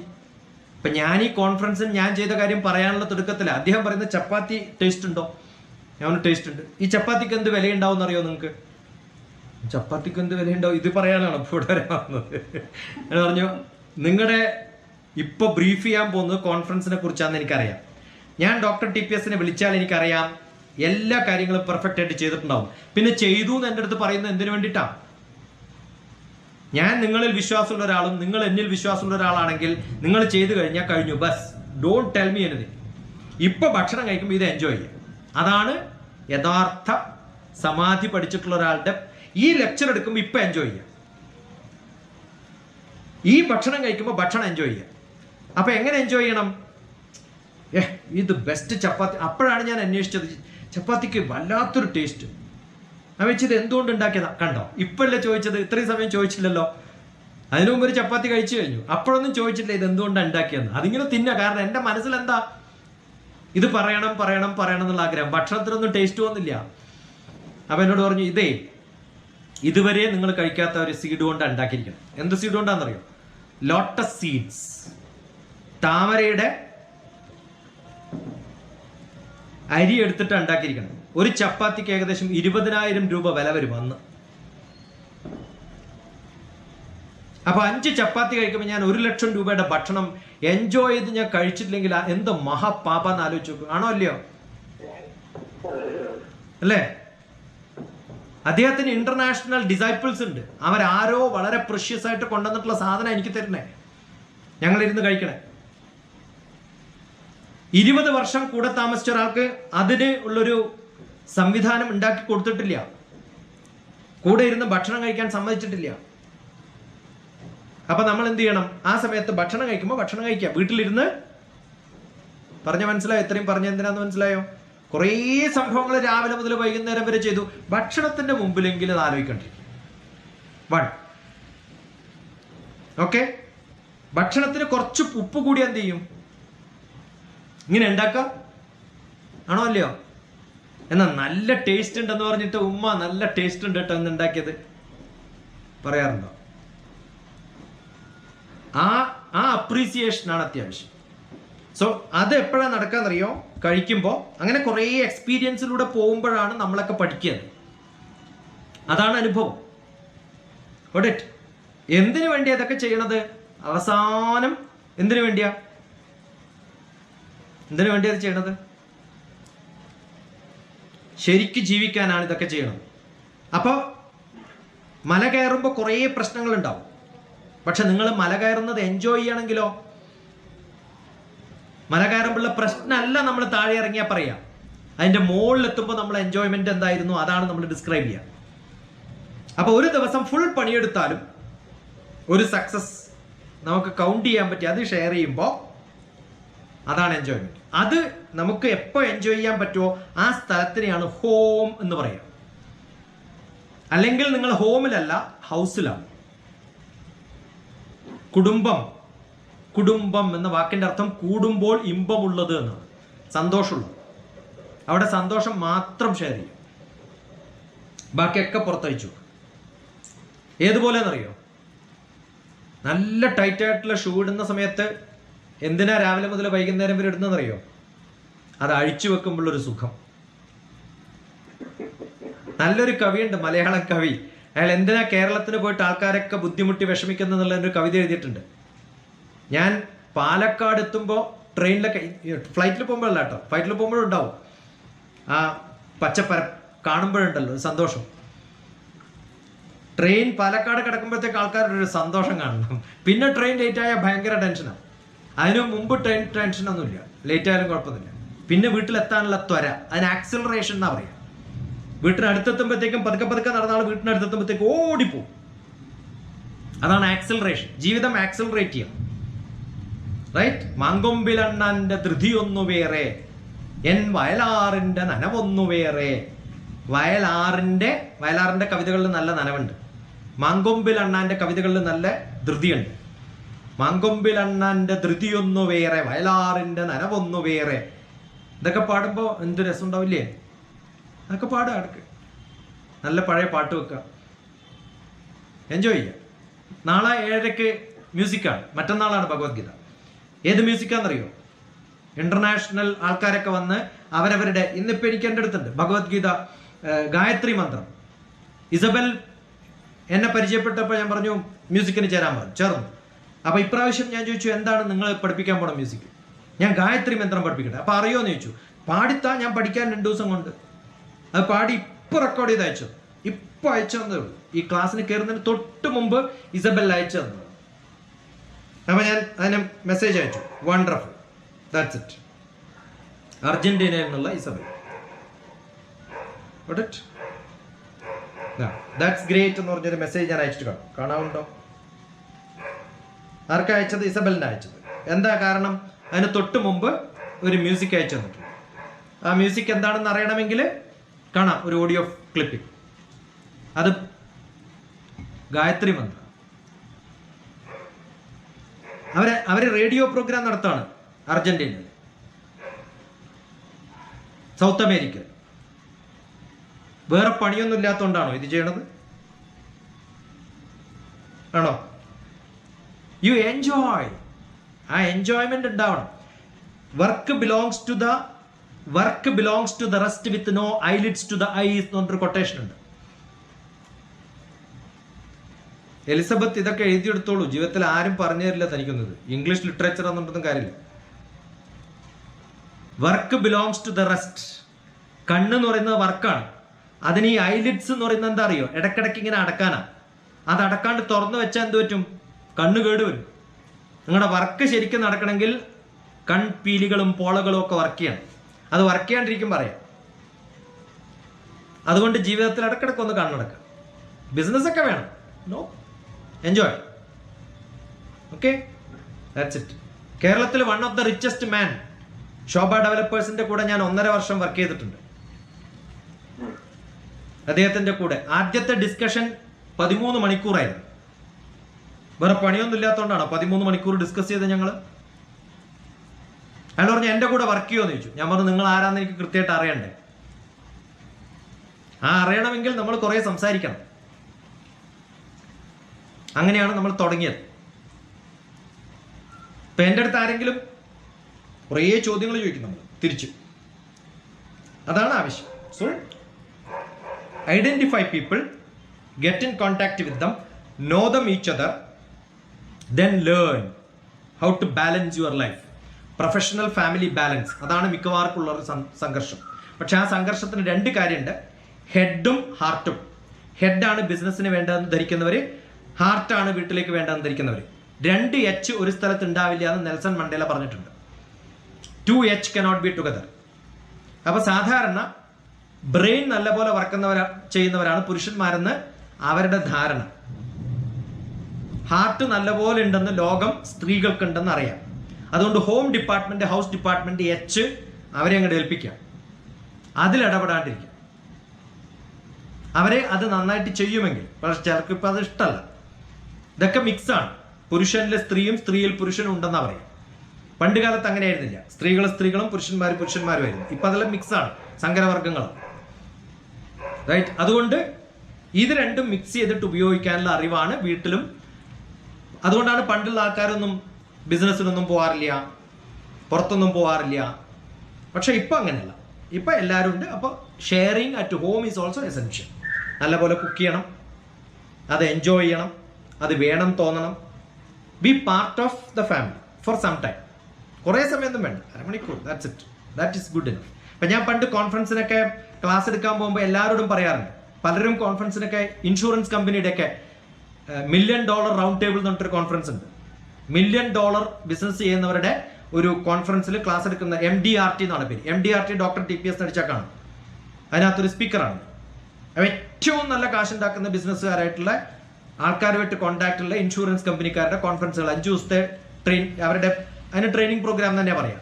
അവരുടെ ഇൻഷുറൻസ് ട്രെയിനിങ്ങും പിന്നെ കുറേ ഡെവലപ്മെന്റ് പ്രോഗ്രാംസും അതിലെ ക്ലാസ് എടുക്കുമ്പോൾ ഞാൻ പറയും, നിങ്ങളൊക്കെ പോകുന്ന സമയത്ത് മിക്കവാറും പുരുഷന്മാരാണ് അവിടെ ഉണ്ടാവാറുള്ളത്. അവര് ഭാര്യമാർക്ക് നല്ല സാരി മേടിച്ചുകൊണ്ട് പോകും. കാരണം നിങ്ങൾ പോകുമ്പോൾ നല്ല ബാഗും ഒക്കെ എടുത്തിട്ട് പോകും, കുറേ കോൺഫറൻസിന്റെ പേപ്പറും, അതൊന്നും അവർക്ക് ഇഷ്ടമില്ല. And you can make A difference in your life എന്ന് പറയാറുണ്ട്. മനസ്സിലായോ? ചെറിയ അത്തരം ട്രിക്കുകളൊക്കെ ഉപയോഗിക്കും.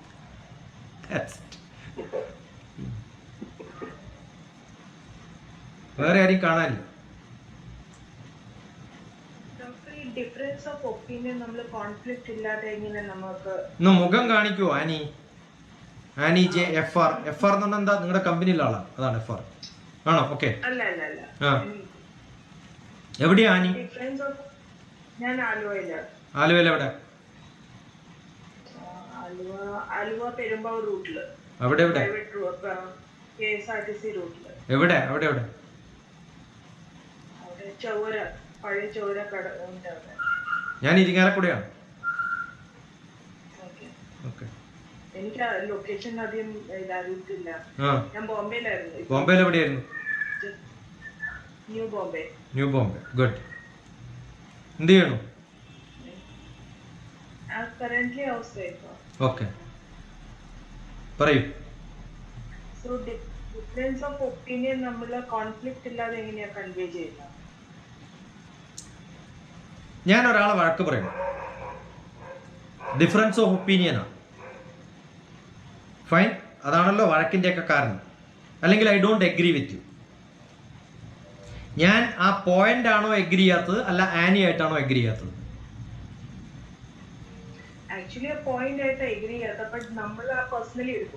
അങ്ങനെ എടുക്കാണ്ടിരുന്നാൽ കോൺഫ്ലിക്റ്റ് ഇല്ല. പിന്നെ അതാണ് കുഴപ്പം. ആ തോന്നലാണ് നമ്മൾ റിഫ്ലക്ട് ചെയ്യാൻ തുടങ്ങും തെറ്റായിട്ട്. ഇപ്പൊ ഞാൻ എൻ്റെ കൂടെ വർക്ക് ചെയ്യുന്ന അറ്റൻഡർ ഉണ്ട്, അല്ലെങ്കിൽ എൻ്റെ നാട്ടിൽ നടുവിൽ കണ്ണൂരുള്ളൊരു പഴയ വീടുണ്ട്. അവിടെ എൻ്റെ ചേട്ടൻ്റെ കൂടെ ക്ലാസ്മേറ്റ് ആയിരുന്ന ഒരു കാർത്തിക എന്ന് പറഞ്ഞൊരു സ്ത്രീയാണ് വീട് ക്ലീൻ ചെയ്യുന്നത്. ഞാൻ കാർത്തികയോട് എപ്പോഴും പറയും, ഇത് ക്ലീൻ അല്ലല്ലോ. അപ്പോൾ ഇത് ക്ലീൻ ആണല്ലോ. കാരണം കാർത്തികയുടെ സ്റ്റാൻഡേർഡ് ഓഫ് ക്ലീൻ എന്താണ്? അവളുടെ വീടുമായിട്ട് നോക്കുമ്പോൾ ഇത് കുറച്ചും കൂടി ക്ലീൻ ആണ്. അവളുടെ വീട് എന്നെക്കാളും ക്ലീൻ ആയിട്ടുള്ള ഒരു വീട്ടിൽ നിന്നാണ് വരുന്നുണ്ടെങ്കിൽ അവൾ എൻ്റെ വീട്ടിൽ പണിക്ക് വരുമോ? You understood what I am saying? എന്തുകൊണ്ടാണ് അവരുടെ സ്റ്റാൻഡേർഡ് താഴെയായതുകൊണ്ടാണ് നമ്മൾ പറയുമ്പോൾ അവർക്ക് ആക്സെപ്റ്റ് ചെയ്യാൻ പറ്റാത്തത്. അത് നമ്മൾ മനസ്സിലാക്കിയാൽ പിന്നെ വഴക്ക് പറയോ? അവരെ ഇമ്പ്രൂവ് ചെയ്യാൻ നോക്കും. മനസ്സിലായോ? അവരിട്ടിരിക്കുന്ന ഡ്രസ്സ് പോരാ, ഇങ്ങനെയൊന്നും പോരാ, ഞാൻ മാറ്റി പറയും. എൻ്റെ അടുത്ത് എൻ്റെ ക്ലാസ് അറ്റൻഡ് ചെയ്യാൻ വരുന്ന എൻ്റെ കുട്ടികൾ, ഞാൻ മെൻറ്റർ ചെയ്യുന്ന കുട്ടികളോട് അവരുടെ ഹെയർ സ്റ്റൈൽ ഇങ്ങനെ ആവണമെന്ന് ഞാൻ പറയും, എല്ലാം പറയും. അവരുടെ ഡ്രസ് സെൻസ് ഞാൻ നന്നായിട്ട് പറയും, അത് പാടില്ല, ഇങ്ങനെ ഡ്രസ് ചെയ്യണം എന്നൊക്കെ പറയും നമ്മൾ. അപ്പം നമ്മൾ കമൻറ്റ് ചെയ്യുമ്പോൾ അവരുടെ സ്റ്റാൻഡേർഡിൽ അവർക്ക് തോന്നും ഇതിന് കുഴപ്പമൊന്നുമില്ല. അവരങ്ങനെ മനസ്സിലാക്കിയാൽ പിന്നെ നമ്മൾ പറയുന്നതിന് ഒരു പദം ഉണ്ടാവോ ഇല്ലയോ? ഉണ്ടാവും. 2, നമ്മളും അവരും തമ്മിൽ കുറച്ച് വ്യത്യാസമേ ഉള്ളൂങ്കിൽ നമുക്ക് മനസ്സിലാക്കാൻ ബുദ്ധിമുട്ടാണ്. നമ്മൾ കുറേ ഹയർ ആണെങ്കിൽ ചെറിയ കാര്യങ്ങളൊക്കെ നമ്മൾ മൈൻഡ് ചെയ്യാണ്ട് വരും. കാരണം അതിനൊന്നും നമുക്ക് സമയമില്ല. അതിനേക്കാളും ഇമ്പോർട്ടൻ്റ് ആയിട്ടുള്ള സംഭവങ്ങളുണ്ട് ജീവിതത്തിൽ, ഉണ്ടോ ഇല്ലയോ? ഇപ്പം ഞാനിപ്പോൾ ആനിയെ വഴക്ക് പറഞ്ഞു, അല്ലെങ്കിൽ ഞാൻ എന്തെങ്കിലും തെറ്റായ വാക്ക് പറഞ്ഞു, നിങ്ങൾ ആരെങ്കിലും എന്നെ വഴക്ക് പറഞ്ഞു, എനിക്കിതിനൊന്നും ചിന്തിക്കാനുള്ള സമയമില്ല. കാരണം നാളെ രാവിലെ ഒരു സെഷൻ ഉണ്ട്, ഉച്ചക്കൊരു സെഷൻ ഉണ്ട്, രാത്രി ഒരു സെഷൻ ഉണ്ട്, മറ്റന്നാളും ഉണ്ട്. ഇതിനെക്കുറിച്ച് ആലോചിച്ച് ക്ലാസ് എടുക്കുമ്പോൾ കഴിഞ്ഞ സംഭവങ്ങളെ കുറിച്ച് ആലോചിക്കാൻ പറ്റും. എന്തുകൊണ്ടാണ് നമ്മളൊരു പ്രോബ്ലം നമ്മുടെ കൂടെ കൊണ്ടു നടക്കണമെന്നറിയോ? വേറെ പ്രോബ്ലംസ് ഒന്നും ഇല്ലാത്തതുകൊണ്ടാണ്. അതിനേക്കാളും വലിയൊരു പ്രോബ്ലം നമ്മുടെ മുമ്പിൽ വരുമ്പോൾ ഈ ചെറിയ പ്രോബ്ലം അല്ലാണ്ടാവും. ഒരു എക്സാമ്പിൾ പറയാം. ആനയുടെ വീട്ടില് മകള് ഉണ്ടോ? എത്ര വയസ്സായി? 12 years. ടീനേജ്. ഞാൻ ചോദിക്കാൻ പോയത് ടീനേജ് എന്നാണ്. അപ്പൊ വീട്ടിലൊരു ഗ്ലാസ് വെച്ചപ്പോ അറിയാണ്ട് മോള് തട്ടി താഴെ വീണു. വഴക്ക് പറയോ ഇല്ലയോ? വഴക്ക്. അന്ന് അവളുടെ ബർത്ത്ഡേ ആണെങ്കിൽ വഴക്ക് പറയോ?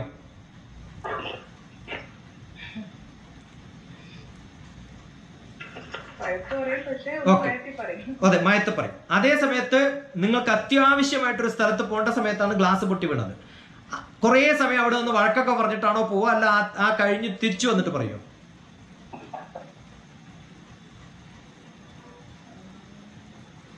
എന്തായാലും അത്യാവശ്യമായിട്ട് പോകേണ്ടതിനാണല്ലോ അത്യാവശ്യമായിട്ട് പോവാ. വഴക്ക് പറയാൻ നിൽക്കില്ലല്ലോ. ഫൈൻ. അന്ന് കുട്ടിക്ക് എക്സാം ഉണ്ടെന്ന് വിചാരിക്കും. എക്സാമിന് പോവാനിരിക്കുന്ന കുട്ടിയുടെ കയ്യിൽ നിന്നാണ് അത് തട്ടിയത്. വഴക്ക് പറഞ്ഞ് അപ്സെറ്റ് ആക്കുമോ? പോട്ടെ, സാരില്ല എന്ന് പറയും. സാരില്ല മോളെ, ഇതൊക്കെ സാധാരണയാണെന്ന് പറയും.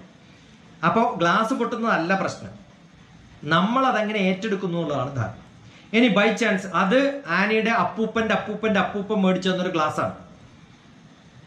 ഇതേ ഗ്ലാസ് പല പ്രാവശ്യം താഴെ വീണിട്ട് പിന്നെ അമ്മയും അപ്പനൊക്കെ അടി കൂടുന്നത് നമ്മൾ കണ്ടിട്ടുണ്ട്.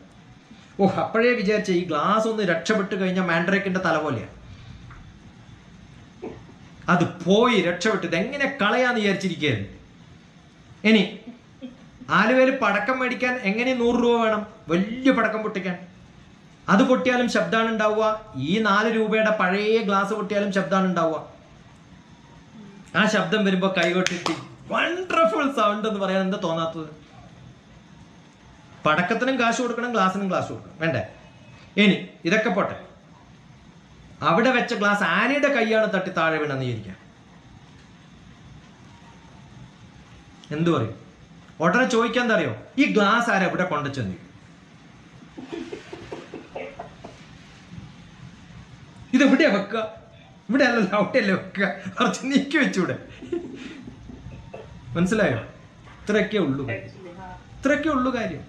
How does it matter? ഞാൻ പറഞ്ഞുതരാം. ഇപ്പൊ നമ്മളിപ്പോ ഒരു വീട്ടിൽ ഡോർ ഉണ്ടല്ലോ, ഒരു സൈഡിൽ ഒരു ലാച്ച് ഉണ്ട്, മുകളിൽ ഒരു ലാച്ച്. ചെറിയ സിമ്പിൾ കാര്യം ഞാൻ പറയുന്നത്, പക്ഷെ ജീവിതത്തിൽ കുറെ മാറ്റം വരുത്തുന്ന ചെറിയ സംഭവങ്ങളാണ്. സൈഡിലൊരു ലാച്ച് ഉണ്ടാവും ഇല്ലേ, സാധാരണ മുകളിലൊരു ലാച്ച് ഉണ്ടാവും. പലപ്പോഴും നമുക്ക് തോന്നും ഈ ലാച്ച് എന്തിനാ താഴ്ത്തിട്ടാ പോരെ, അതല്ലേ എളുപ്പം. ആർക്കാ ഇത് എളുപ്പം എന്നറിയോ? ഹൈറ്റ് ഇല്ലാത്തവർക്ക്. ഹൈറ്റ് ഉള്ളവർക്ക് അതാണ് എളുപ്പം. അപ്പൊ എന്തുകൊണ്ടാണ് താഴ്ത്തിടുന്നത്, എന്തുകൊണ്ടാണ് മുകളിലിടുന്നത് ചോദിച്ചു കഴിഞ്ഞാൽ, ബിക്കോസ് നിങ്ങൾ എല്ലാവരും ഒന്ന് കൈ ഇങ്ങനെ കെട്ടിയ, ഒന്ന് കൈ കെട്ടിയതേപോലെ. എൻ്റെ വർക്ക്ഷോപ്പുകളിലൊക്കെ ക്ലാസ്സുകളിൽ മിക്കവാറും ആക്റ്റീവായിട്ടുള്ള കുറേ അസൈൻമെന്റ്സ് കൊടുത്തു. ഇങ്ങനെ കെട്ടിയില്ലേ? ഡൺ. ആനയെ കാണാനില്ല, ആനയെ ഒളിച്ചു പോയത്. ഓക്കെ, നൗ ടെൽ മീ, നിങ്ങളുടെ റൈറ്റ് ഹാൻഡ് ആണോ മുമ്പിൽ, ലെഫ്റ്റ് ഹാൻഡ് ആണോ മുമ്പിൽ? എൻ്റെ റൈറ്റ് ഹാൻഡ് ആണ്. നിങ്ങളോട് ഞാൻ ഇങ്ങനെ കെട്ടാൻ പറഞ്ഞു, നിങ്ങൾ എന്തിനാ ലെഫ്റ്റ് ഹാൻഡ് വെച്ചിട്ട് ഇങ്ങനെ കെട്ടിയ? ഇനി ഈ റൈറ്റ് ഹാൻഡ് എന്നുള്ളതൊന്ന് ഇങ്ങനെയാക്കി മാറ്റി നോക്കിയാട്ടെ, എന്തോ ഒരു കുഴപ്പമുണ്ടാവും. അത്ര കംഫർട്ടബിൾ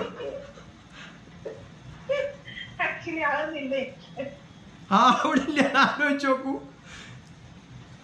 അപ്പോ ഞാൻ ഇങ്ങനെ കെട്ടാൻ പറഞ്ഞിട്ട് ഇങ്ങനെ കെട്ടിയത് കാരണം അതാണ് നിങ്ങളുടെ ശീലം. അപ്പൊ നിങ്ങളുടെ ശീലം അങ്ങനെയാണെന്ന് ഞാൻ വിചാരിച്ചു കഴിഞ്ഞാൽ എനിക്ക് പ്രശ്നമില്ലല്ലോ. പക്ഷെ എന്ന് വെച്ച് നമ്മൾ പറയാണ്ടിരിക്കരുത് കേട്ടോ. പക്ഷെ പറഞ്ഞാലും സാരില്ല, പോട്ടെ, കുറച്ച് കഴിഞ്ഞിട്ട്. അതാ ഞാൻ പറഞ്ഞത്, ദുഃഖേഷു അനുദിഗ്നമന സുഖേഷു. ദേഷ്യം പിടിക്കാണ്ടിരുന്നാൽ നമുക്ക് ഇമോഷൻ ഇല്ല. ഇമോഷൻ ഇല്ലാത്ത ഒരാൾക്ക് സ്നേഹവും ഇല്ല, ദുഃഖവും ഇല്ല, സങ്കടവും ഇല്ല. പിന്നെന്ത് മരപ്പോത്താ ഇത്? ഇതൊക്കെ ഉണ്ടെങ്കിലല്ലേ മനുഷ്യനാവുള്ളൂ. അതുണ്ടാവണം. പക്ഷെ ഉടനെ തന്നെ കട്ടു പേപ്പർ ക്ലോസ് എന്നൊക്കെ പറയല്ലേ പണ്ട് കളിക്കുമ്പോ, ഇല്ലേ? എല്ലാം പോട്ടെ, മായ്ച്ചളഞ്ഞു ഫൈൻ. അതാവാൻ സാധിച്ചത്. പക്ഷെ അത് പലർക്കും പറ്റില്ല. എന്താ കാരണം? Because that is how they have been brought up. ജീവിതത്തിൽ ബേബിഹുഡ് എന്ന് പറഞ്ഞിട്ടുള്ളൊരു ഹുഡ് ഉണ്ട്. ചെറിയ കുട്ടി ചിരിക്കുമ്പോഴൊക്കെ നമ്മൾ എന്ത് ഹാപ്പിയായി ഇങ്ങനെ മോട്ടിവേറ്റ് ചെയ്യും ചിരിക്കാൻ വേണ്ടിയിട്ട്. അത് കഴിഞ്ഞ് 3 വയസ്സാകുമ്പോൾ സ്കൂളിൽ തള്ളിവിടും. എന്തിനാ അറിയോ? അവിടെ ഫ്രണ്ട്സൊക്കെ ആയിട്ട് അട്ടിപ്പിടി കൂടണം.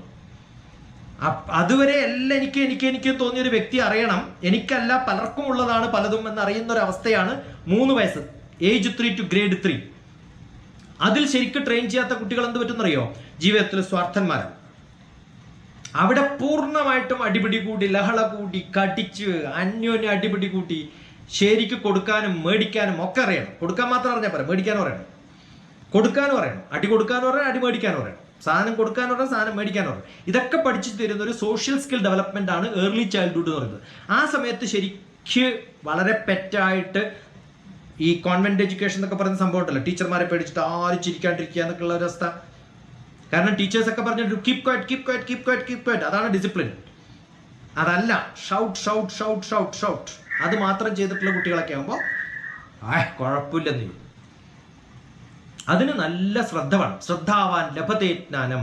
നല്ല ശ്രദ്ധയുള്ള ആൾക്ക് നല്ല ജ്ഞാനം കിട്ടും. ശ്രദ്ധ കുറച്ച് സമയം പിടിച്ചു നിർത്താം, പിന്നെ ഡൈവേർട്ട് ചെയ്യാം, പിന്നെ അടുത്തതിലേക്ക് ശ്രദ്ധിക്കാൻ പറ്റും. ശ്രദ്ധ ഏതിലാണോ എനിക്ക് ആവശ്യം അതിൽ ശ്രദ്ധിക്കാൻ പറ്റും. അതിൽ ശ്രദ്ധിക്കാൻ പറ്റപ്പോൾ നമുക്ക് എന്ത് ചെയ്യും, മറ്റ് പറഞ്ഞതൊക്കെ ഡിസ്റ്റർബ് ചെയ്യും. അപ്പൊ ഇതിൽ ഫോക്കസ് ചെയ്യാൻ പറ്റണം. Again I become unhappy. അത് അടുത്ത ചാപ്റ്ററിലേക്ക് ഇങ്ങനെ പോയിക്കൊണ്ടേയിരിക്കും. ഇപ്പൊ നിങ്ങൾ രണ്ടുപേരും അടിപിടി കൂടാണ്, സംഘർഷം, കോൺഫ്ലിക്റ്റ്, കുറെ ഡിസ്കഷൻസ്, ഹോട്ട് ഡിസ്കഷൻസ്. ഒരു ഗസ്റ്റ് വീട്ടിൽ വന്നു, എന്ത് ചെയ്യും നിങ്ങൾ? എല്ലാ പ്രശ്നങ്ങളൊക്കെ മാറ്റി വെച്ച് നല്ല ചിരിയൊക്കെ ആയിട്ട് ഒരു പ്രശ്നമില്ലാത്തവനെ അഭിനയിക്കും. അയാൾ പോയി കഴിഞ്ഞാൽ അടുത്ത ചാപ്റ്റർ തുടങ്ങുമോ ഇല്ലയോ? അല്ലേ? Why can't you close the chapter? പക്ഷെ അത് കണ്ടിന്യൂ ചെയ്യുന്ന ചിലരുടെ സ്വഭാവങ്ങൾ ഉണ്ടാകുമ്പോൾ ഈ പ്രശ്നങ്ങൾ ഉണ്ടാവും. കുറച്ചൊക്കെ അഡ്ജസ്റ്റ് ചെയ്യണം, കുറച്ചൊക്കെ നോക്കണം, കുറച്ചൊക്കെ ഇഗ്നോർ ചെയ്യണം. One method is ignore. നമ്മൾ ഒരു പ്രശ്നങ്ങളും നമ്മൾ ഒരാളെയും ജീവിതത്തിൽ കുറേ സമയം കൊണ്ട് നടക്കുന്നില്ല, കുറച്ച് സമയം നടക്കുന്നു. ഒരു പേന കയ്യിൽ പിടിക്കാൻ നിങ്ങൾക്ക് ബുദ്ധിമുട്ടുണ്ടാവോ? പേന കയ്യിൽ പിടിക്കാൻ ബുദ്ധിമുട്ടുണ്ടോ? ഉണ്ടോ?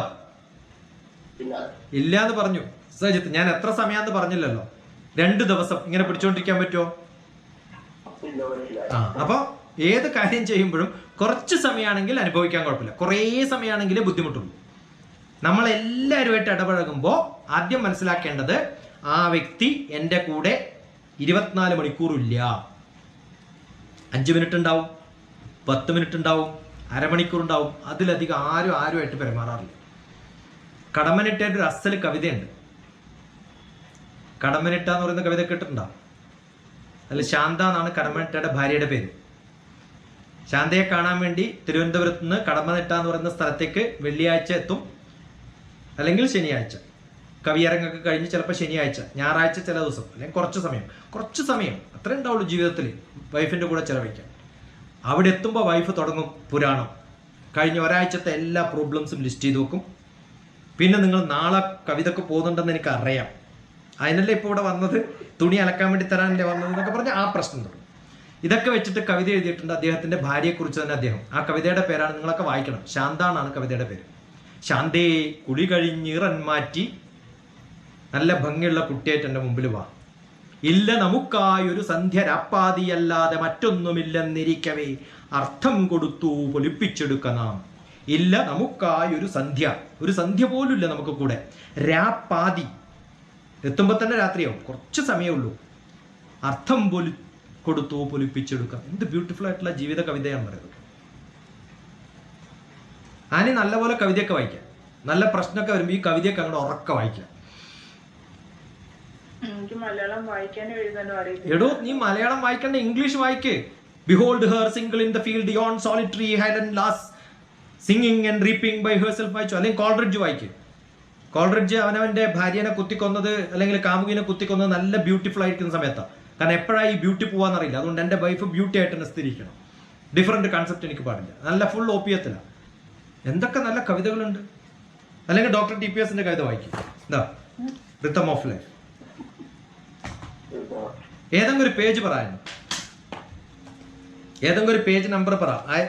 180 വരെ 180 വരെ പറഞ്ഞു. 180 വരെ ഒരു നമ്പർ 10 മുതൽ 80 വരെ ഏതെങ്കിലും ഒരു നമ്പർ പറ.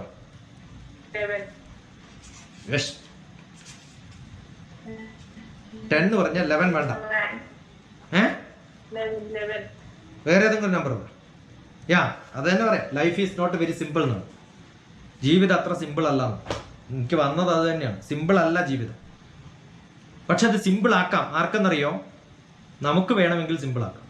എൻ്റെ ബുക്കിൻ്റെ പേര് തന്നെ ലൈഫ് മെയ്ഡ് സിമ്പിൾ എന്നാണ്. ബുക്ക് ഡൗൺലോഡ് ചെയ്തോളൂ, എടുത്ത് വായിച്ചു. Doctor TPS life made simple ബ്ലോഗിൽ അവൈലബിൾ ആണ്. എൻ്റെ വെബ്സൈറ്റിൽ പോവാ, DRTPS എൻ്റെ നമ്പർ ഉണ്ട്. DRTPS എൻ്റെ നമ്പർ ഒന്ന് ടൈപ്പ് ചെയ്യുക, എൻ്റെ വെബ്സൈറ്റ് കിട്ടും. വെബ്സൈറ്റിൽ പോവാ, ബുക്സ് എടുക്കുക, download the PDF and read. Everything is free, no charge. I am a free man, I am rich. കാശില്ലാത്തവരല്ലേ കാശ് മേടിക്കേണ്ടത് ബാക്കിയുള്ളവർക്ക്. എനിക്ക് കാശുള്ളതുകൊണ്ട് എനിക്ക് ആവശ്യമില്ല ഒരാളുടെ കാശ്. Free, download and use it. ഇന്നലെ 2-3 പേര് വന്നു, അവർക്കൊക്കെ ഈ ബുക്ക് കൊടുത്തു. പ്രിന്റ് ചെയ്ത ബുക്ക് ഡിസ്ട്രിബ്യൂട്ട് ചെയ്തു. ഹൈദരാബാദിൽ വന്നാൽ, അല്ലെങ്കിൽ കേരളത്തിൽ കണ്ണൂരിൽ പോയാൽ എൻ്റെ ബുക്സ് ഉണ്ട്, ആ വീട്ടിൽ പോയിട്ട് ബുക്സ് എടുത്തു.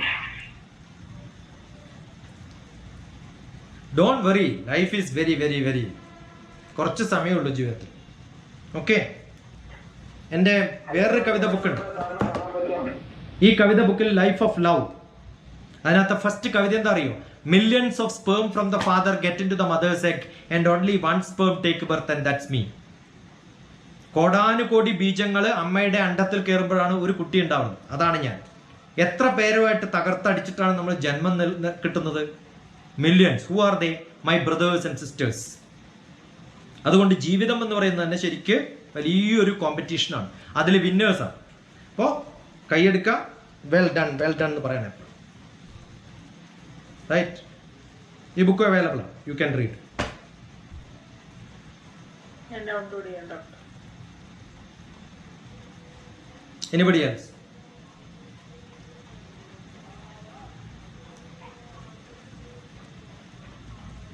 ഹാപ്പിനെസ് കിട്ടാൻ വേണ്ടിയിട്ട് നമ്മൾ എന്തൊക്കെ ചെയ്യണം സർ? എന്ത് ചെയ്യണം? Happiness, how to get happiness? Happiness is very temporary. അതിപ്പോ സിനിമ കണ്ടാലും പോലെ, നല്ല സിനിമ. ഞാൻ എത്ര സിനിമ കാണും, എല്ലാ സിനിമയും കാണും. ബെൽബോട്ടം സിനിമ കണ്ടുവാ? എന്ത് ജീവിതം പിന്നെ.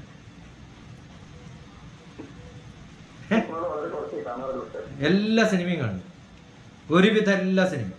ഒരേ സിനിമ കണ്ടതൊക്കെ ഏത് TV-യിൽ വന്നാലും ഇത് ഞാൻ കണ്ടു, ഇത് ഞാൻ കണ്ടു, ഇത് ഞാൻ കണ്ടു. ഏത് ചാനൽ നോക്കിയാലും ഞാൻ കാണാത്ത സിനിമ.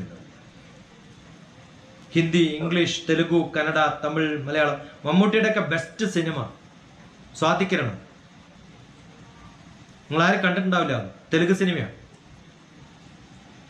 Beautiful cinema. ആ സിനിമയൊക്കെ കാണുമ്പോഴേ ഒരു ശിഷ്യനും ഗുരുവും തമ്മിലുള്ള ബന്ധം.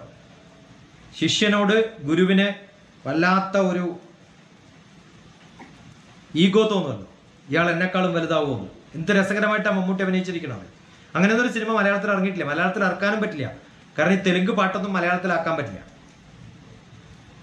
അപ്പൊ അതൊക്കെ നമ്മൾ കാണുമ്പോൾ ഓ ഇങ്ങനെയൊക്കെ ആവാം.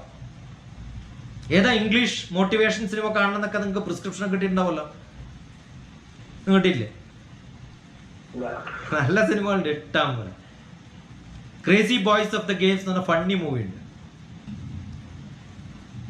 ഹൈലി മോട്ടിവേറ്റിംഗ് ആയിട്ടുള്ള കുറേ സിനിമകളുണ്ട്. ഡോക്ടർ TPS എന്ന് പറഞ്ഞിട്ട് ഒന്നോ രണ്ടോ മോട്ടിവേഷൻ ക്ലാസ്സുകളൊക്കെ കേട്ട് കഴിഞ്ഞാൽ ഒരു 2 സിനിമയുടെ പേരെങ്കിലും പറയാണ്ട് ഞാൻ വിടാറില്ല. റുബിക്സ് ക്യൂബിൽ കളിക്കുന്ന ഒരാളുടെ ഒരു കഥയുണ്ട്, ഏതാണെന്നറിയോ?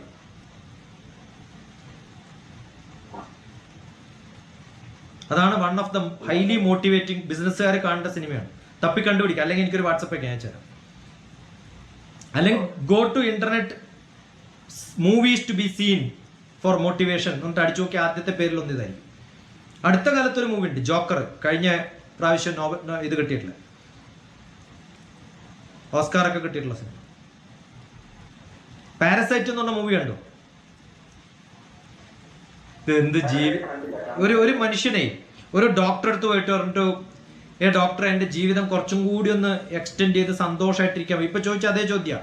എക്സ്റ്റെൻഡ് ചെയ്തിട്ട് കാര്യമില്ല, കുറച്ച് സന്തോഷമായിട്ടിരിക്കണം, എന്താ ചെയ്യാന്ന് ചോദിച്ചു.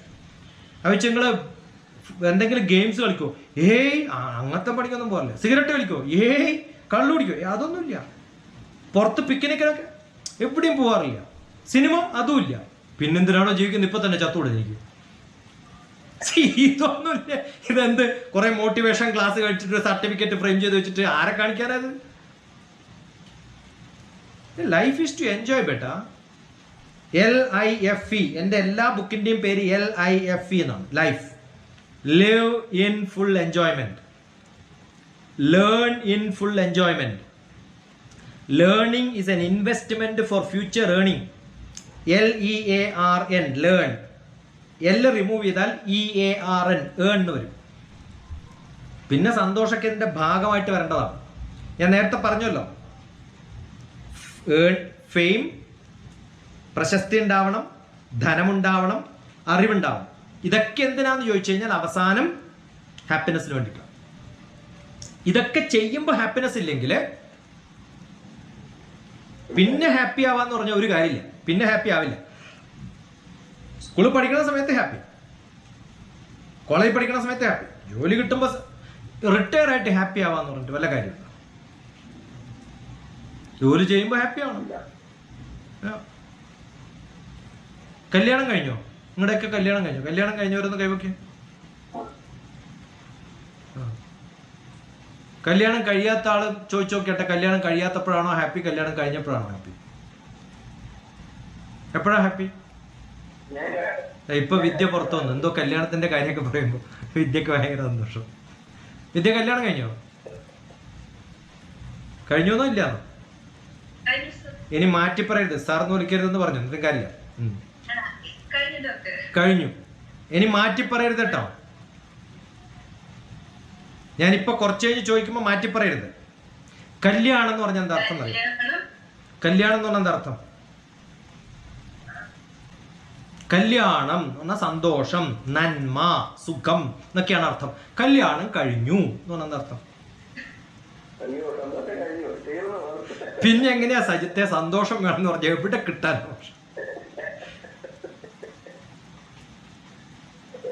അപ്പൊ സജിത്തിന്റെ കല്യാണം കഴിഞ്ഞോ ശരിക്ക്?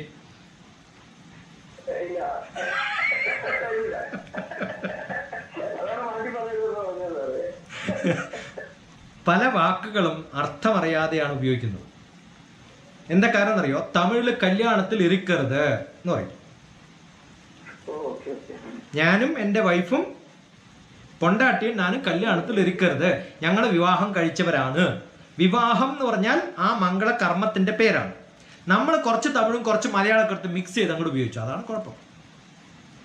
കാരണം മലയാളത്തിൽ പല വാക്കുകളും ഇല്ല. ഒന്ന്, അങ്ങനെ കവിത എഴുതാത്ത ഒരാൾ ശ്രീനാരായണ ഗുരു മാത്രമാണ് മിക്സ് ചെയ്യാതെ. ബാക്കി എല്ലാ മലയാളം കവികളും മിക്സ് ചെയ്ത് എഴുതിയിട്ടുണ്ട്. മനസ്സിലായോ? പലപ്പോഴും വാക്കുകളും ഈ ക്ലാസ് ഞാൻ കൊളാക്കി എന്ന് പറഞ്ഞാൽ എന്താ അർത്ഥം? മോശമാക്കി എന്ന അർത്ഥം. കുളം മോശമാണോ നല്ലതാണോ?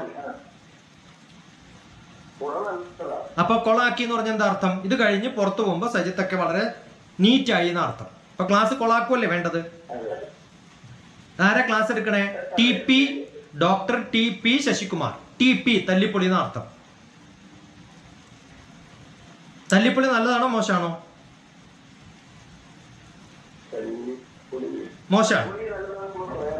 തല്ലിപ്പൊളി മോശമാണ്, പക്ഷെ തല്ല് തന്നെയാണ് അടി. അടിപൊളി എന്തായി? അപ്പൊ അടിപൊളിയാണെങ്കിൽ തല്ലിപ്പൊളി അല്ലേ? അടിപൊളി തന്നെയല്ലേ തല്ലിപ്പൊളി? എന്തെങ്കിലും വ്യത്യാസമുണ്ടോ? ഇപ്പൊ വാക്കുകളൊക്കെ നമ്മൾ വളരെ വളരെ കൃത്യമായിട്ട് വാക്കുകൾ അനലൈസ് ചെയ്യുമ്പോൾ you will get expose to greater and greater knowledge. ഇപ്പൊ സന്തോഷിച്ചോ? വല്ല പ്രോബ്ലം ആലോചിച്ചോ ജീവിതത്തിൽ? ഒന്നും ആലോചിച്ചിട്ടില്ല. So get involved. സന്തോഷിക്കാനുള്ള മാർഗം എന്താണ്? ഇപ്പൊ ഞാൻ കുറെ തമാശ പറഞ്ഞില്ലേ? Get involved. പക്ഷെ ഈ ഇൻവോൾവ്മെന്റ് തമാശയായിട്ട് മാത്രം വരുന്ന അത് വെറും ഹാപ്പിനെസ് ആയി. പക്ഷെ ഈ തമാശ പിന്നെയും ആലോചിക്കുമ്പോൾ അറിവായിട്ട് മാറുമ്പോ oh that was a great thing, പിന്നെ ആലോചിച്ച് ഹാപ്പി ഉണ്ടാവും. അങ്ങനെ കണ്ടിന്യൂഡ് ക്യാരി ഫോർവേഡ് ഹാപ്പിനെസ് ആണ് ജീവിതത്തിൽ വേണ്ടത്. നമ്മുടെയൊക്കെ പല ഹാപ്പിനെസ്സും instantaneous and absolutely useless happiness ആണ്. മനസ്സിലായോ? അപ്പൊ പലപ്പോഴും നമ്മുടെ ഹാപ്പിനെസ് നിമിഷം മാത്രം പോരാ. നിമിഷം ജ്വലിതം ശ്രേയം അത് ധൂമയുതും ചിരം. ഓരോ നിമിഷവും ജ്വലിക്കുക. അപ്പൊ ജീവിതത്തില് അത് എപ്പോഴും കത്തിക്കൊണ്ടിരിക്കുന്ന ഒരു ഓർമ്മിക്കുമ്പോൾ സുഖം കിട്ടാം. You should have success in life which becomes a succession of successes that becomes a great success in life where you can rejoice all your previous successes. Rejoicing happiness ആ വേണ്ടത്. Don't ask for happiness. എന്ത് happiness ആ വേണ്ടത്? Rejoicing happiness. എല്ലാ ദിവസവും എൻ്റെ ഫേസ്ബുക്കിൽ കഴിഞ്ഞ വർഷം ഈ ദിവസം ഞാൻ എന്ത് ചെയ്യായിരുന്നു, കഴിഞ്ഞതിന് മുമ്പത്തെ വർഷം ഈ ദിവസം ഞാൻ എന്ത് ക്ലാസ്സാണ് എടുത്തിരുന്നത്, അങ്ങനെ കഴിഞ്ഞ 10 വർഷത്തെ ക്ലാസ്സുകൾ ഫുൾ ഞാൻ യൂട്യൂബിൽ ഇട്ടിട്ടുണ്ട്. അത് അതുപോലെ ഒരു ഇൻഡെക്സ് ചെയ്തിട്ടുണ്ട്. അതെടുത്ത് എൻ്റെ ഫേസ്ബുക്കിലുണ്ട്. അന്നുമായിട്ട് ബന്ധപ്പെട്ടില്ല. അടുത്ത വർഷം ഞാൻ ജീവിച്ചിരിപ്പുണ്ടെന്നുള്ള ഉറപ്പാണ്. എനിക്കറിയില്ല നിങ്ങളിൽ എത്ര പേര് ജീവിച്ചിരിപ്പുണ്ടെന്ന്. പക്ഷെ നിങ്ങളിൽ എത്ര പേര് എനിക്ക് വാട്സപ്പ് മെസ്സേജ് ഉണ്ടാവുമെന്നറിയില്ല. ഉറപ്പായിട്ടും ഉണ്ടെങ്കിൽ ആ നമ്പറിൽ ഇന്നത്തെ ക്ലാസ് അതിൻ്റെ മെമ്മറി ഞാൻ നിങ്ങൾക്ക് അയച്ചിട്ടുണ്ട്. പക്ഷെ നിങ്ങൾ എൻ്റെ നമ്പർ സേവ് ചെയ്താൽ മാത്രമേ നിങ്ങൾക്ക് കിട്ടുള്ളൂ. സേവ് ചെയ്യാത്ത ഒരാളെ ഞാൻ ഉപദ്രവിക്കില്ല. കാരണം ബ്രോഡ്കാസ്റ്റിലാണ് ഞാൻ അയക്കുക. ആ റിലേഷൻസ് കഴിഞ്ഞ 10 വർഷമായിട്ട് കീപ്പ് ചെയ്യുന്ന ഒരാളാണ്. So that is what rejoicing the earlier. അപ്പൊ ഈ വർഷം എനിക്കൊന്നും, ഞാൻ എപ്പോഴും വിചാരിക്കുക അടുത്ത വർഷം എൻ്റെ നാവ് വർക്ക് ചെയ്യാണ്ടായി, എൻ്റെ ബുദ്ധി വർക്ക് ചെയ്യാണ്ടായി, എനിക്ക് മൂവ് ചെയ്യാൻ പറ്റാണ്ടായി, ഞാൻ ചാരുകസേരയിൽ കിടക്കേണ്ടി വന്നാലും, ICUവിൽ കിടക്കേണ്ടി വന്നാലും, ICU എന്നുകൊണ്ട് അവസാനം പോകുമല്ലോ, ICU അങ്ങനെ കിടക്കേണ്ടി വന്നാലും ആ സമയത്ത് നമ്മൾ ഇന്റർനെറ്റുമായിട്ട് കണക്റ്റഡ് ആണ്, അല്ലെങ്കിൽ പഴയ ബാക്കപ്പുകളുണ്ട്, അത് കമ്പ്യൂട്ടറിൽ കാണുമ്പോൾ ആലോചിക്കും 2021 ഒക്ടോബർ 8-ാം തീയതി സജിത്ത് ഇങ്ങനെ ഒരു ചോദ്യം ചോദിച്ചപ്പോൾ ഞാൻ ഇതൊക്കെ പറഞ്ഞതല്ലേ, എത്ര കറക്റ്റായിട്ട് വന്നു നോക്ക് അല്ലേ. ഞാനിപ്പോൾ ഇത് കിടപ്പിൽ കാണല്ലേ ചെയ്യണമെന്ന് ആലോചിക്കുമല്ലോ. ആ സമയത്തുള്ളൊരു സന്തോഷം വരുമോ സങ്കടം വരുമോ? സന്തോഷം വരണം. That's it. Because I enjoyed my life when I have possible to do it, right? അങ്ങനെ കുറേ നിമിഷങ്ങൾ ഉണ്ടാക്കിയെടുക്കുകയാണ് ജീവിതത്തിന്റെ ബാങ്ക് ബാലൻസ്. എന്താണ് ജീവിതത്തിന്റെ ബാങ്ക് ബാലൻസ്? എത്ര കുട്ടികളുണ്ടായി, എത്ര വീടുണ്ടാക്കി, ഇതൊന്നുമല്ല. എൻ്റെ ബാങ്ക് ബാലൻസ് എനിക്ക് എത്ര അനുഭവങ്ങൾ ചിന്തിക്കാൻ ഉതകുന്നതായിട്ടുണ്ട് എന്നുള്ളതാണ് എൻ്റെ bank balance. That's my credit. That's credit of my life. That is what is to be done. അതുകൊണ്ട് ഇന്നത്തെ ദിവസം 21/10/08 211008 ഡോക്ടർ TPS നടിച്ച യൂട്യൂബിൽ കാണാം ഈ lecture. That's what I do. ഇന്നത്തെ ഒരു രാവിലത്തെ മാത്തമാറ്റിക്സ് ക്ലാസ്സും കാണാം.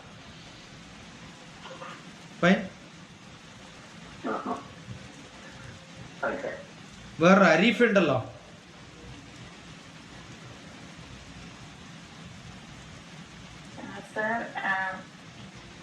എന്റെ കണ്ണിന് ചെറിയൊരു പ്രോബ്ലം ഉണ്ട്. ഇന്നലെ തുടങ്ങിയതാണ്. സ്ക്രീനിൽ ഞാൻ നോക്കുന്നില്ല, വീഡിയോ ഓൺ ചെയ്യാത്തത് അതുകൊണ്ടായിരുന്നു, സോറി. പിന്നെ ഞാൻ സാറിന്റെ ക്ലാസ് ആദ്യം ഞാൻ പേടിയോടെയാണ് കേട്ടോണ്ടിരുന്നത്. പിന്നെ എനിക്ക് സന്തോഷം തോന്നി. ഇപ്പൊ ഞാൻ ഹാപ്പിയാണ്.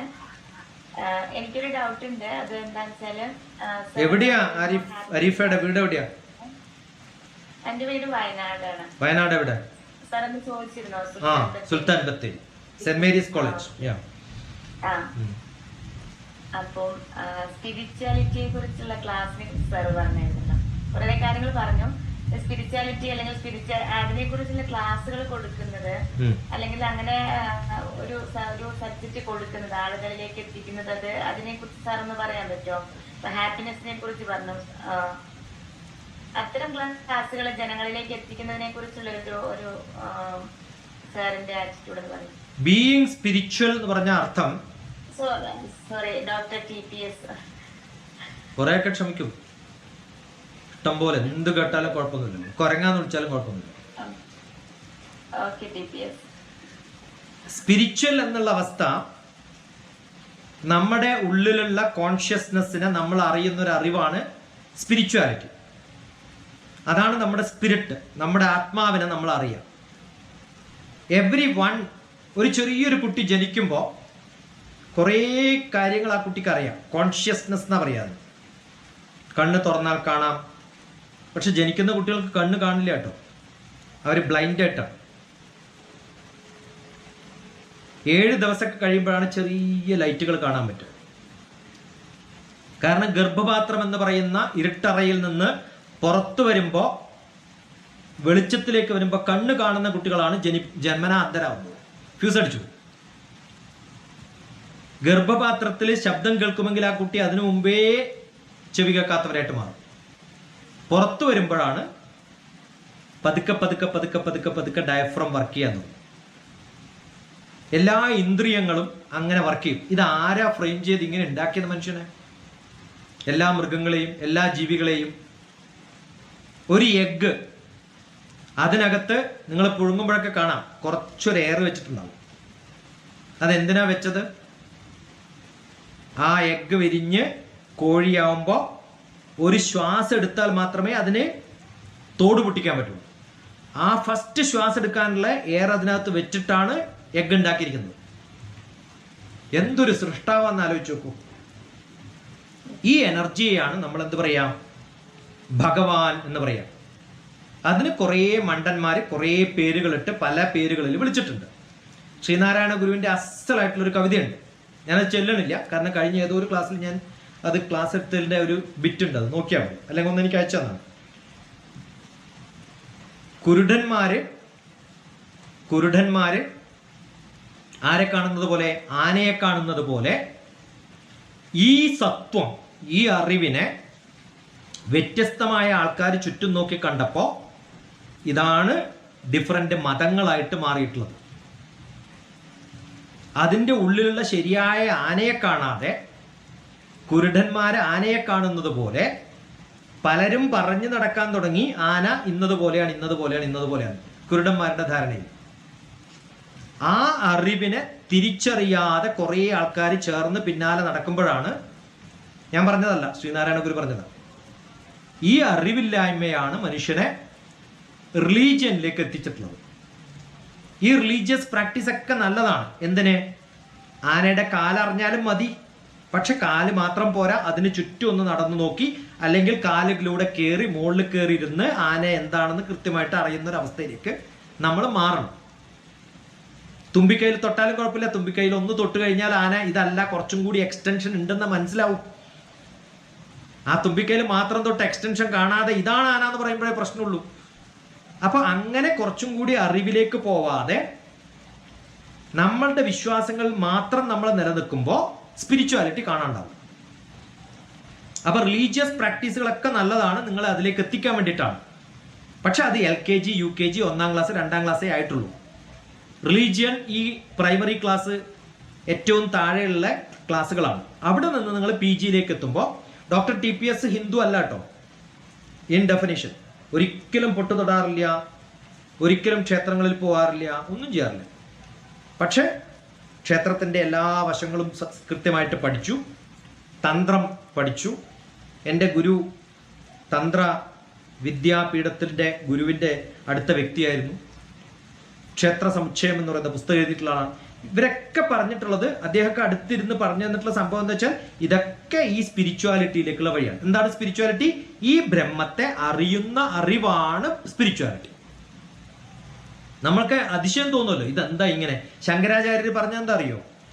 ഞാനില്ല, എനിക്ക് അച്ഛനില്ല, എനിക്ക് അമ്മയില്ല, ഒന്നുമില്ല, എനിക്ക് ജാതിയില്ല, മതമില്ല, ഇതൊന്നുമില്ലാതെ ഞാൻ എന്ന വ്യക്തിയുടെ ഉള്ളിലിരിക്കുന്ന ഞാൻ പോലും ഇല്ല. ശങ്കരാചാര്യരോട് ആദ്യം തന്നെ ചോദിച്ചത്, ശങ്കരാചാര്യർ ഡോക്ടർ TPS ഒരു 3-4 ലെക്ചറും 1-2 ശ്ലോകങ്ങളൊക്കെ എക്സ്പ്ലെയിൻ ചെയ്ത് പഠിപ്പിച്ചിട്ടുള്ള വീഡിയോസും കാണാം. ആ ബ്രഹ്മം എന്ന അറിവ് എന്താണ്? ആ ബ്രഹ്മം ഹൃദയ, എൻ്റെ ഹൃദയത്തിൻ്റെ ഉള്ളില്, ഗുഹര, ഗുഹയുടെ ഉള്ളില്, മധ്യേ അതിൻ്റെ സെൻറ്ററിൽ ഒരു ക്രിയേറ്റിവിറ്റി ഉണ്ട്. ആ ക്രിയേറ്റിവിറ്റിയെ കണ്ടെത്തുമ്പോഴാണ് നമ്മൾ സ്പിരിച്വാലിറ്റിയിലേക്ക് എത്തുക. അതിലേക്കുള്ള വഴി അതാണ് പേഴ്സണാലിറ്റി ഡെവലപ്മെന്റ് എന്നൊക്കെ പറയുന്നത്. നിങ്ങൾ കാണുന്ന ഈ ബ്ലാ ബ്ലാ ബ്ലാ അടിക്കലും ഹലോ ഹൗ ആർ യു സ്റ്റൈലാക്കലൊന്നും അല്ല കേട്ടോ പേഴ്സണാലിറ്റി ഡെവലപ്മെന്റ്. പേഴ്സോണ എന്ന് പറഞ്ഞാൽ തന്നെ മുഖം മൂടിയതാണ്. ആ മുഖം മൂടിയെ തുറന്ന് നിങ്ങളുടെ ഉള്ളിലേക്ക് നിങ്ങൾ എത്തുമ്പോഴാണ് പേഴ്സണാലിറ്റി. ആ നിങ്ങളുടെ ഉള്ളിലേക്ക് നിങ്ങൾ എത്തുമ്പോൾ നിങ്ങൾക്ക് മനസ്സിലാവും, എന്ത് മനസ്സിലാവും? ഈ വ്യക്തി എന്ന് പറയുന്നത് യൂണിവേഴ്സൽ എനർജിയുടെ ഒരു ഭാഗമാണ്. എൻ്റെ കോൺഷ്യസ്നെസ് എന്ന് പറയുന്നത് യൂണിവേഴ്സൽ കോൺഷ്യസ്നെസ് ആണ്. ഒരു തന്മാത്രയിൽ, ഒരു ആറ്റത്തിൽ കുറേ ഇലക്ട്രോൺസ് ചുറ്റും ഇങ്ങനെ പോകുന്നത് എന്തുകൊണ്ടാണെന്ന് ചോദിച്ചു കഴിഞ്ഞാൽ സൂര്യന് ചുറ്റും എന്തുകൊണ്ടാണ് ഗ്രഹങ്ങൾ പോകുന്നത്? ഒരേ ഉത്തരമാണ്. യഥാ പിണ്ഡേ തഥാ ബ്രഹ്മാണ്ടേ. സൗരയൂഥം ഏതുപോലെയാണോ അതുപോലെയാണ് ഒരു ആറ്റത്തിൻ്റെ ഉള്ളിലും. എൻ്റെ ഉള്ളിലുള്ള ഓരോ ആറ്റത്തിനും ഈ ഒരു ക്രമമുണ്ട്. ആ ക്രമം ഇല്ലാത്തപ്പോഴാണ് നമ്മൾ ആരാവുന്നത്? അക്രമം. ക്രമം ഇല്ലാത്തതിന് എന്താ പറയാ? അക്രമം, അക്രമികളാവുന്നത്. ആ അക്രമമില്ലാത്തൊരവസ്ഥയിലേക്ക് നമ്മൾ എത്തുന്നതിനാണ് സ്പിരിച്വാലിറ്റി. അപ്പൊ എനിക്ക് മനസ്സിലാവും ബബിതയും വിദ്യയും സജിത്തും എലിസബത്തും ആനിയും ആറിഫയും എല്ലാം ഒരേ കുടുംബത്തിലെ മെമ്പറാണ്.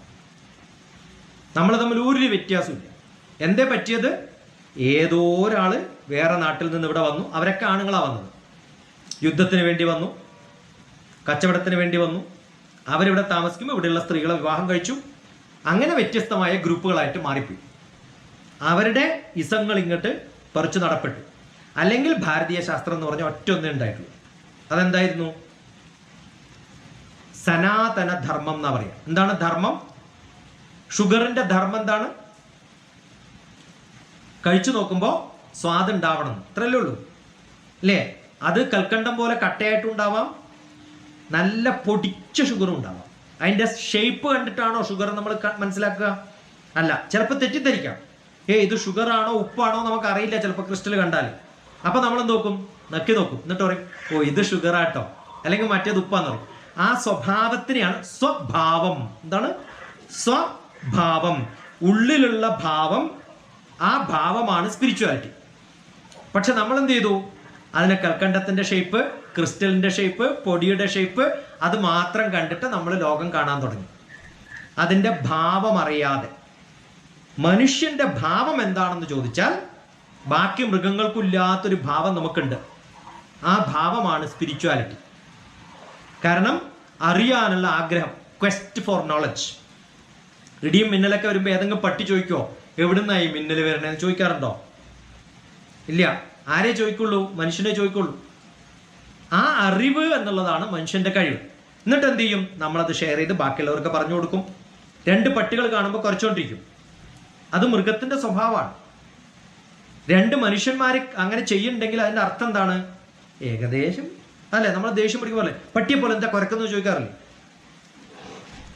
ഇല്ലേ? എന്താ കാരണം? അതാണ്. അപ്പൊ അതിലേക്കുള്ള ഒരു വഴി എന്താണെന്നറിയോ? പട്ടിയെ പോലെ ശ്വസിക്കാണ്ടിരിക്കുക. പട്ടി 40 പ്രാവശ്യം ശ്വസിക്കും. ദേഷ്യം വരുമ്പോൾ അതുപോലെ ശ്വസിക്കില്ലേ? ശ്വസിക്കും. When you are in a hurry, when you are in worry, when you eat more curry, your breathing rate will change എന്നാണ്. അപ്പൊ നിങ്ങൾ ആരായി മാറും? പട്ടിയെ പോലെയാവും. മനുഷ്യനെ പോലെ ശ്വസിക്കാൻ നമ്മൾ ആരെങ്കിലും പഠിപ്പിക്കണോ? വേണ്ട.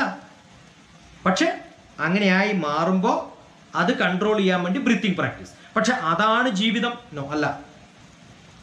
ബ്രീത്ത് ചെയ്യാൻ വേണ്ടിയിട്ടാണോ ജീവിക്കണത്? അല്ല, ജീവിക്കാൻ വേണ്ടിയാണ് ബ്രീത്ത് ചെയ്യുന്നത്. മനസ്സിലാവുണ്ടോ? ഇങ്ങനെയാണ് ഭക്ഷണം കഴിക്കേണ്ടത്. അങ്ങനെ ഒരു നിയമമൊന്നുമില്ല. ഭഗവത്ഗീത 15-ാമത്തെ അധ്യായത്തിൽ പറഞ്ഞിട്ടുണ്ട് ഓരോരാളും ഭക്ഷണം കഴിക്കുന്നതിന് വ്യത്യസ്തമായ കാരണങ്ങളുണ്ട്. ഗൾഫിൽ കഴിക്കുന്ന ഭക്ഷണം ഇന്ത്യയിൽ കഴിക്കാൻ പറ്റില്ല. ഇന്ത്യയിൽ കഴിക്കുന്ന ഭക്ഷണം വേറെ കഴിക്കാൻ പറ്റില്ല. ഒരു യൂണിഫോമിറ്റി ഉണ്ടാക്കാൻ പറ്റില്ല. 100% പറ്റില്ല. പുറത്ത് ആന്ധ്രാപ്രദേശിലൊക്കെ വലിയ ഫീൽഡിൽ വർക്ക് ചെയ്യുന്ന ആള് 100 കിലോമീറ്റർ ആണ് അവരുടെ ഫീൽഡ് ഉണ്ടാവുക. അവര് നല്ല പോലെ ഭക്ഷണം കഴിക്കും. നല്ല പോലെ ഭക്ഷണം കഴിച്ചാലേ ഫുൾ ഡേ പണിയെടുക്കാൻ പറ്റുള്ളൂ. അതിന് നല്ല പോലെ എരിവുള്ള അച്ചാർ കൂട്ടും. അപ്പൊ കുറേ കഴിക്കാൻ പറ്റും. കുറേ കഴിക്കണമെങ്കിൽ എരിവുള്ള അച്ചാർ കൂട്ടാം. നാവില് സലൈവ വരും, കുറേ ഭക്ഷണം കഴിക്കാൻ പറ്റും. നല്ലോണം മസാല കൂട്ടിയിട്ടുള്ള ഇറച്ചി കഴിച്ചാൽ കുറേ കഴിക്കാൻ പറ്റും. എന്തിനായി കുറേ കഴിക്കണേ? കുറേ കായിക അധ്വാനം ചെയ്യുന്നത്. ഡോക്ടർ TPS എന്തേ കുറേ കഴിക്കാത്തത്? കഴിഞ്ഞ 30 വർഷമായിട്ട് 60 കിലോ ആണ്. 59 ഇല്ല, 61 ഇല്ല. എന്താ കാര്യം? ഇത്രയൊക്കെ ചെയ്യുള്ളൂ. ഇതിനൊക്കെ ഇത്ര മതി. അപ്പൊ ജീവിതത്തില് ഭക്ഷണം കൊണ്ടോ ശ്വാസം കൊണ്ടോ കർമ്മങ്ങൾ കൊണ്ടോ ഒന്നും ഇതിലെത്താൻ പറ്റില്ല. ഇതിന്റെ ഒക്കെ ഒരു കോമ്പിനേഷൻ ആയിട്ട് നമ്മളിലുള്ള ക്രിയേറ്റിവിറ്റിയെ പുറത്തു കൊണ്ടുവരുമ്പോൾ, അതിനെന്തുണ്ടാവണം? അറിവുണ്ടാവണം. നല്ല ആൾക്കാരുമായിട്ട് സത്സംഗം ഉണ്ടാവണം. അത് സൂപ്പർഫിഷ്യൽ ആയിട്ട് പോരാ. അത് ഏതുപോലെയാണെന്നറിയോ? കടലിന്റെ മുകളിലുള്ള തിരമാല പോലെ. അതാണ് കടലെന്ന് വിശ്വസിച്ചാൽ നിങ്ങൾക്ക് തെറ്റി. അത് കരയോടടുക്കുമ്പോൾ, കടൽ അല്ലാതാവുമ്പോഴാണ് തിരമാല ഉണ്ടാവുക. കടല് എന്ന് പറഞ്ഞാൽ അതിന്റെ ആഴത്തിലേക്ക് പോകുമ്പോൾ, വളരെ ഡീപ്പായിട്ട് പോകുമ്പോൾ ഫെറോ തെർമോ ഹലൈൻ ഫ്ലൂയിഡ് എന്നാ പറയുക. തെർമലാണ്, ടെമ്പറേച്ചർ ഡിഫറൻസ് ഉണ്ട്. ഹലൈനാണ്, കുറേ സോൾട്ട് ഉണ്ട് അതിനകത്ത്, കുറേ വ്യത്യാസമുണ്ട്. ഇലക്ട്രോ മാഗ്നറ്റിക് എനർജി നല്ലപോലെ ഉള്ളതാണ്. അപ്പൊ ഇത് ആണ് നമ്മളൊക്കെ, നമ്മുടെ ഉള്ളിലൊക്കെ ഒരു ഇലക്ട്രോ മാഗ്നറ്റിക് എനർജി ഉണ്ട്. അതിനെയാണ് ലൈഫ് ഫോഴ്സ് എനർജി, ഓറ എന്ന് പറയാം. ഹരീഫ് എത്ര നല്ല ചോദ്യം ചോദിച്ചറിയോ? എൻ്റെ ഒരു ബുക്ക് ഉണ്ട്, സീഡ്ലിംഗ്. ആരും വായിക്കാത്ത ബുക്കായിരിക്കും, ഞാൻ പറയാറില്ല. കാരണം അത് ബ്ലോഗ് രൂപത്തിൽ ഓൾമോസ്റ്റ് അൺഫിനിഷ്ഡ് ആയിട്ടുണ്ട്. Seedling, SEEDLING, seedling. അതിൻ്റെ ഒരു ഡിസ്കഷൻ ആരോ അബദ്ധത്തിൽ ആ ബുക്ക് വായിച്ചപ്പോൾ ഞാനുമായിട്ട് ഡിസ്കഷൻ എന്ന് വേണമെന്ന് പറഞ്ഞിട്ട് ആഷ എന്ന് പറഞ്ഞൊരു കുട്ടി ഡിസ്കസ് ചെയ്തത് ഞാൻ യൂട്യൂബിലിട്ടു. അതും ഒന്ന് കേൾക്കാം. സ്പിരിച്വൽ സ്പിരിച്വൽ ആണ്. അതാണ് സീഡ്ലിങ്ങിന്റെ സ്റ്റാർട്ടിങ്. സ്പിരിച്വൽ, ഇസോട്രിക് എന്ന് പറഞ്ഞാൽ അത്ര എളുപ്പത്തിൽ മനസ്സിലാവില്ല എന്നർത്ഥം. ഗുഹ്യമായത് എന്നാണ്, highly secret. Esoteric, energy, dowsing and healing. അതാണ് എൻ്റെ ബുക്കിന്റെ ടൈറ്റിൽ. 2002 അങ്ങാണ്ട് എഴുതിയതാ, 10-20 വർഷം മുമ്പ് എഴുതിയ പുസ്തകം. അരീഫ് ഒന്ന് വായിക്കുക. ശരിക്ക് സന്നദ്ധതയുണ്ട്, ഇഷ്ടമുണ്ട്, അറിഞ്ഞുകൊണ്ട് ചോദിച്ചാണെങ്കിൽ അതൊന്ന് വായിച്ചു കഴിഞ്ഞിട്ട് സെക്കൻഡ് നമുക്ക് ഡിസ്കഷൻസ് മുന്നോട്ട് കണ്ടിന്യൂ ചെയ്യാം. Okay, thank you sir. എനിക്ക് ഒരു ഡൗട്ട് കൂടി ഉണ്ട്. ടൈം ആയ മാം? നീ ചോദിക്കടി, പോയാ പോട്ടെ. Okay sir. സാർ ഒരു കാര്യം പറഞ്ഞു സാജിത്തിനോട്, ഒരു പെണ്ണ് എത്ര സമയം പിടിക്കാൻ പറ്റുന്നൊരു ക്വസ്റ്റ്യൻ ചോദിച്ചായിരുന്നല്ലോ. അപ്പം പെണ്ണ് ഇത്ര നേരം പിടിച്ചു കഴിഞ്ഞാൽ നമുക്ക് കയ്യിന് കടച്ചിലൊന്നും ഉണ്ടാവില്ല. ഒരു 2-3 അല്ലെങ്കിൽ കൂടി വന്നാൽ 1 മണിക്കൂർ വരെ നമുക്ക് പിടിക്കാം. ഈ പെണ്ണിനെ നമ്മൾ ഉപമിക്കുകയാണ്, ഒരു വ്യക്തിയുമായിട്ട് ഉപമിക്കുകയാണ്. നമ്മളോട് കൂടി നിൽക്കുന്ന ഒരു വ്യക്തി, അത് നമ്മുടെ സുഹൃത്താകാം, ഭാര്യയാകാം, ഭർത്താവാകാം, മക്കളാകാം. അപ്പൊ നമ്മളിപ്പോ ഈ പ്ലഡ്ജ് ചൊല്ലാൻ വേണ്ടി നമ്മുടെ കയ്യിൽ നിന്ന് മുന്നിലേക്ക് പിടിക്കുന്ന സമയത്ത് ആ പ്ലഡ്ജ് ചൊല്ലി കഴിയുമ്പോൾ നമ്മുടെ കൈ തടയാറുണ്ട്, സ്വാഭാവികമാണത്. പക്ഷെ ഈ പെണ്ണ് കൊണ്ട് ഉദ്ദേശിച്ചത് നമ്മുടെ ജീവിത പങ്കാളിയോ അല്ലെങ്കിൽ ഫ്രണ്ടോ നമ്മളെ സ്ഥിരമായിട്ട് വേദനിപ്പിക്കുന്ന ഒരാളാണ് നമ്മുടെ കൂടെ ഉള്ളത് എന്ന് വിചാരിക്കാം. അത് ആ പെണ്ണുമായിട്ട് ഞാൻ ഉപമിക്കുകയാണ്. ആ പെണ്ണ് ഒരു വെയിറ്റ് ഇല്ലാത്തൊരു പെണ്ണാണ് നമ്മുടെ കയ്യിലുള്ളത്. അത് നമ്മുടെ ഒരു ഫ്രണ്ടാണ്. ഈ വെയിറ്റ് കുറവാണെങ്കിലും ആ ഫ്രണ്ട് നമ്മൾ സ്ഥിരമായിട്ട് വാക്കുകൾ കൊണ്ട് ഉപദ്രവിക്കുന്ന ആളാണെങ്കിൽ ആ പെണ്ണിനെ നമ്മൾ മാറ്റി നിർത്തണോ, അതല്ല ആ പെണ്ണിനെ നമ്മൾ കൂടെ നിർത്തണോ? അതുമല്ല, രണ്ടുമല്ലാത്ത സ്ഥിതിയിലേക്ക് നമ്മൾ അതിനെ നമ്മുടെ ഒരു അറിവനുസരിച്ച് നമ്മൾ അതിനെ മാറ്റണം. ഇതിനെ കുറിച്ച് സാറിന്റെ അഭിപ്രായം? പൂർണ്ണേ മനസ്സി സമ്പൂർണം ജഗത് സർവം സുധാദ്രവൈഹി ഉപാന ഗൂഢപാദസ്യ നനു ചർമ്മ സ്തുതൈവ ഭൂഹു. ഞാൻ പോകുന്നിടത്തൊക്കെ എനിക്ക് നല്ല ലെതർ കാർപ്പറ്റ് വേണമെങ്കിൽ കിട്ടുമോ? ഞാൻ നടക്കുന്നിടത്തൊക്കെ എനിക്ക് ലെതറിന്റെ കാർപ്പറ്റ് വേണം, കിട്ടുമോ സജിത്തെ, അരിഫ, ആനി? കിട്ടുന്നോ ഇല്ലാന്നോ? കിട്ടും കിട്ടും കിട്ടും കിട്ടും. നിങ്ങൾ ലെതറിന്റെ ചെരുപ്പിട്ട് നടന്നാ മതി. മനസ്സിലായോ? ഞാൻ പറഞ്ഞതല്ല. രാമൻ എന്ന രാമായണത്തിലെ ഭഗവാനായ വ്യക്തിക്ക് സൈക്കോളജിക്കൽ പ്രോബ്ലം ഉണ്ടായിരുന്ന സമയത്ത് അദ്ദേഹത്തിന്റെ ഗുരുവായ വസിഷ്ഠന്റെ അടുത്ത് പോയപ്പോൾ പറഞ്ഞു കൊടുത്ത ശ്ലോകമാണ്. ജീവിതത്തിൽ പ്രോബ്ലം എന്ന് പറയുന്നത് ഒന്നില്ല. ആ പ്രോബ്ലം ഞാൻ ഏറ്റെടുക്കുമ്പോഴേ എൻ്റെ പ്രോബ്ലം ആവുള്ളൂ. ഞാനും അരീഫയും കോഴിക്കോട് മാനാഞ്ചിറ മൈതാനത്തിന്റെ സെന്ററിലൂടെ സ്ഥിരമായിട്ട് ബസ്സുകൾ ഓടുന്ന അല്ലെങ്കിൽ മിഠായി തെരുവിലൂടെ വർത്തമാനം പറഞ്ഞ് നടക്കുമ്പോൾ അരീഫക്ക് എന്നോട് ശ്രദ്ധിക്കാൻ പറ്റുമോ ഞാൻ പറയുന്ന കാര്യങ്ങൾ? പറ്റും. നമ്മൾ ഏറ്റവും തിരക്കുള്ള, ഏറ്റവും ഒച്ചപ്പാടുള്ള സ്ഥലത്ത് ട്രെയിനിലിരുന്ന് യാത്ര ചെയ്യുമ്പോഴും അടുത്തുള്ള വ്യക്തിയോട് നമുക്ക് പറഞ്ഞാൽ അവർ നമ്മൾക്ക് ശ്രദ്ധിക്കാൻ പറ്റും, പറ്റില്ലേ? കാരണം നമ്മുടെ ശ്രദ്ധ ആ പറയുന്ന ആളിലാണ്, ഡിസ്റ്റർബൻസിലല്ല. അതേ സമയത്ത് അത് ഡിസ്റ്റർബൻസ് ആണെന്ന് തോന്നിയാലോ പിന്നെ രക്ഷയില്ല. അപ്പൊ നമുക്ക് എന്താണോ ചെയ്യേണ്ടത് അതിൽ ശ്രദ്ധിക്കുക, ബാക്കിയുള്ള കാര്യങ്ങളൊക്കെ ഇഗ്നോർ ചെയ്യാം. പക്ഷെ ഇഗ്നോർ ചെയ്യുന്നതായിട്ട് നടിച്ചാൽ ചിലപ്പോൾ പലർക്കും ദേഷ്യം വരും. അതിനാണ് ഞാൻ ആ പേനയുടെ ഉത്തരം പറഞ്ഞത്. എന്താണെന്നറിയോ? കുറച്ച് സമയം അവർക്ക് വേണ്ടി ചെലവഴിക്കുക, കുറച്ച് സമയം. ആ സമയം അവരെ ഹാപ്പിയാക്കാം, ബാക്കി സമയം ഇഗ്നോർ ചെയ്യുക, ബാക്കി ജസ്റ്റ് ഇഗ്നോർ ചെയ്യുക. ഇഗ്നോർ ചെയ്യുന്നു എന്ന് ആ വ്യക്തി തോന്നരുത്, ആ വ്യക്തി മാനസികമായിട്ട് തോന്നരുത്. അതാ ഞാൻ പറഞ്ഞത്, അഭിനയിക്കുക. അവർക്ക് തോന്നാത്ത വിധം അവരെ ഇഗ്നോർ ചെയ്യണം. അല്ല, ഞാൻ ചോദിക്കുന്നത്, നമുക്കറിയാം ആ വ്യക്തിയുടെ മനോഭാവം, ആ വ്യക്തി എങ്ങനെയാണെന്ന് നമുക്ക് അറിയുന്നുണ്ട്. യഥാർത്ഥത്തില് ആ വ്യക്തിയുടെ എന്താ പറയാ, ഡൗൺ ആവുന്നതും അവര് അപ്പാവുന്നതും ഒക്കെ നമ്മൾ അറിയുന്നുണ്ട്, അവരുടെ പ്രയാസങ്ങൾ നമ്മൾ അറിയുന്നുണ്ട്. പക്ഷെ നമുക്ക് നമ്മുടെ സന്തോഷം, നമുക്ക് ആരോഗ്യകരമായി മുന്നോട്ട് പോകണമെങ്കിൽ നമ്മൾ അവരെ ഇഗ്നോർ ചെയ്തേ പറ്റൂ. പക്ഷെ അവർ ഇഗ്നോർ ചെയ്യുന്നതോടുകൂടി അവർ പ്രയാസത്തിലായി എന്ന് അറിയുന്നത് നമ്മളെ വിഷമിപ്പിക്കുന്ന ഒരു ഘട്ടത്തിലേക്ക് വരുമെങ്കിൽ എന്ത് ചെയ്യണം? ഞാൻ പറഞ്ഞു കഴിഞ്ഞിട്ടില്ല. ആദ്യം ഒരു method ignore, second method accept them as they are എന്നാണ് ഒരു റൂള്. അവരെ അതുപോലെ അങ്ങോട്ട് ആക്സെപ്റ്റ്. ഞാൻ നേരത്തെ പറഞ്ഞു, ഞാനൊരു സ്ത്രീയെ എൻ്റെ വീട്ടിൽ ക്ലീൻ ചെയ്യാൻ വിളിക്കുമ്പോൾ അവർക്ക് അതേ സ്റ്റാൻഡേർഡ് ഉള്ളൂ എന്ന് ഞാൻ ആക്സെപ്റ്റ് ചെയ്ത് കഴിഞ്ഞാൽ പിന്നെ എനിക്ക് പ്രശ്നമില്ലല്ലോ. എൻ്റെ അറ്റൻഡർ ഞാൻ പറഞ്ഞ ചെയ്യുന്ന സംഭവങ്ങൾ ഏതെങ്കിലും ഒരു സാധനം ഞാനിപ്പോൾ ചിലപ്പം ഞാൻ വളരെ സ്ട്രിക്റ്റ് ആയിട്ട് ഡിസിപ്ലിൻ ആയിട്ട് ചെയ്യുന്ന ഒരാളാണ്. ഇപ്പോൾ സ്റ്റാപ്പിൾ ചെയ്യുന്ന സമയത്ത് ഇങ്ങനെ സ്റ്റാപ്പിൾ ചെയ്ത് ആംഗിൾ ആയിട്ട് സ്റ്റാപ്പിൾ ചെയ്യുമോ, കാരണം ഫോൾഡ് ചെയ്യുമ്പോൾ പേപ്പർ മടങ്ങാണ്ടിരിക്കണമെങ്കിൽ അങ്ങനെ ചെയ്യണമെന്നൊക്കെ ഞാൻ പഠിപ്പിക്കും. പക്ഷെ എന്നാലും തിരിച്ചു വരുമ്പോൾ അങ്ങനെ ചെയ്യാം. അപ്പം ഞാൻ റിമൂവ് ചെയ്ത് ഞാൻ തന്നെ സ്റ്റാപ്പിൾ ചെയ്തിട്ട് ഞാൻ പറയും, എനിക്ക് ഉള്ള വിവരം തനിക്കുണ്ടെങ്കിൽ താൻ അറ്റൻഡർ ആവില്ല. ആരായനെ? സയൻറ്റിസ്റ്റ് ആയിരുന്നു.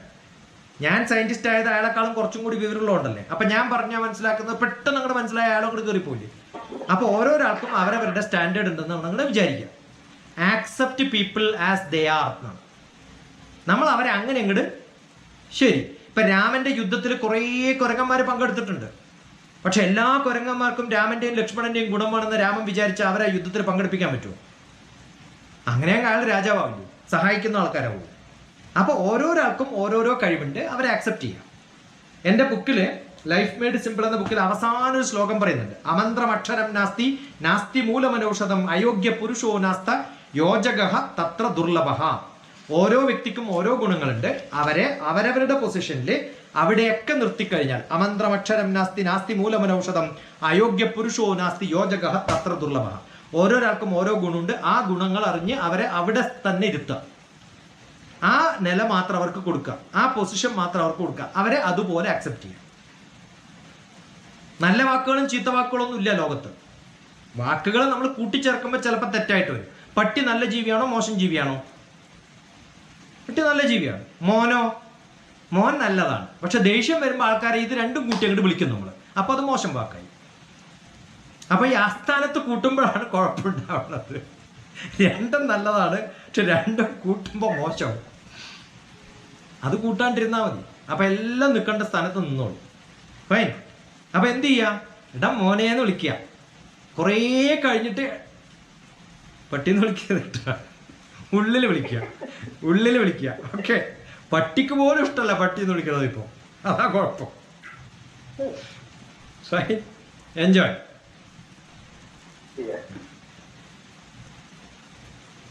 ഒരു അക്ബർ ഷായും കൂടി ഉണ്ട്. അപ്പൊ സന്തോഷം പോരെ? Thank you madam princess Arifa.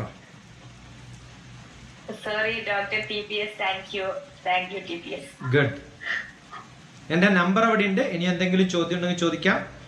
യൂട്യൂബിൽ പോവാ, ഡോക്ടർ TPS ഒന്ന് സെർച്ച് ചെയ്യാം. കണ്ടു കഴിഞ്ഞാൽ അതിൽ കമന്റ് ഇടുക. God bless you. ഇൻഷാ അല്ലാഹ് എപ്പോഴെങ്കിലും കാണാൻ പറ്റിയാൽ കാണാം. സന്തോഷം. ഒരു ചെറിയ ഡൗട്ട്. ഡോക്ടർ TPSുമായിട്ട് സംസാരിക്കുന്ന അല്ലെങ്കിൽ കോണ്ടാക്ട് ചെയ്യുന്ന എല്ലാ കാര്യങ്ങളും യൂട്യൂബിൽ വരുന്നുണ്ടോ എന്നൊരു ഡൗട്ട്. ഇപ്പൊ ഞാൻ സാറിന്റെ വാക്കുകൾ കേട്ടപ്പോൾ ചോദിച്ചു പോയതാണ്. ആരോഗ്യം കോണ്ടാക്ട് ചെയ്ത് അത് യൂട്യൂബിലുണ്ടെന്ന് പറഞ്ഞില്ല. ഇതിലല്ല ഞാൻ ഉദ്ദേശിക്കുന്നത്, അതല്ല. എങ്ങനെ കോണ്ടാക്ട് ചെയ്തല്ല, അതെങ്ങാനും സാർ അങ്ങനെ യൂട്യൂബിൽ ഇടാറുണ്ടോ എന്നുള്ളത് വെറുതെ ചോദിച്ചതാണ്. അത് ഡിപ്പെൻസ്. അവരോട് ചോദിക്കും. പേഴ്സണൽ ആയിട്ടുള്ള discussions. I am a psychotherapist. I have an MS in psychotherapy and counselling. കുറേ പേര് അവരുടെ പ്രോബ്ലംസുമായിട്ട് ഡിസ്കഷൻസിന് വരാറുണ്ട്. കുറേ സമയം അവർക്ക് വേണ്ടി ചെലവഴിക്കാറുണ്ട്. അതിൽ ഒരു സംഭവങ്ങളും നിങ്ങൾ യൂട്യൂബിൽ കാണില്ല, പേഴ്സണലായിട്ടുള്ള. ഈവൻ എൻ്റെ ബുക്ക് വായിച്ചിട്ട് അപ്രീഷിയേറ്റ് ചെയ്യുന്ന അമേരിക്കയിലുള്ള കുട്ടികളൊക്കെ ലീഡർഷിപ്പ് ഡോക്ടർ TPS നടിച്ചാൽ നിങ്ങൾക്ക് കാണാം. അത് ഇട്ടിരിക്കുന്നത് അവരുടെ പേരില്ല, അവരുടെ പിക്ചറില്ല, ഒന്നുമില്ല. അവരുടെ ഡയലോഗ് മാത്രം, അവരുടെ പേര് പോലും പറയുന്നില്ല.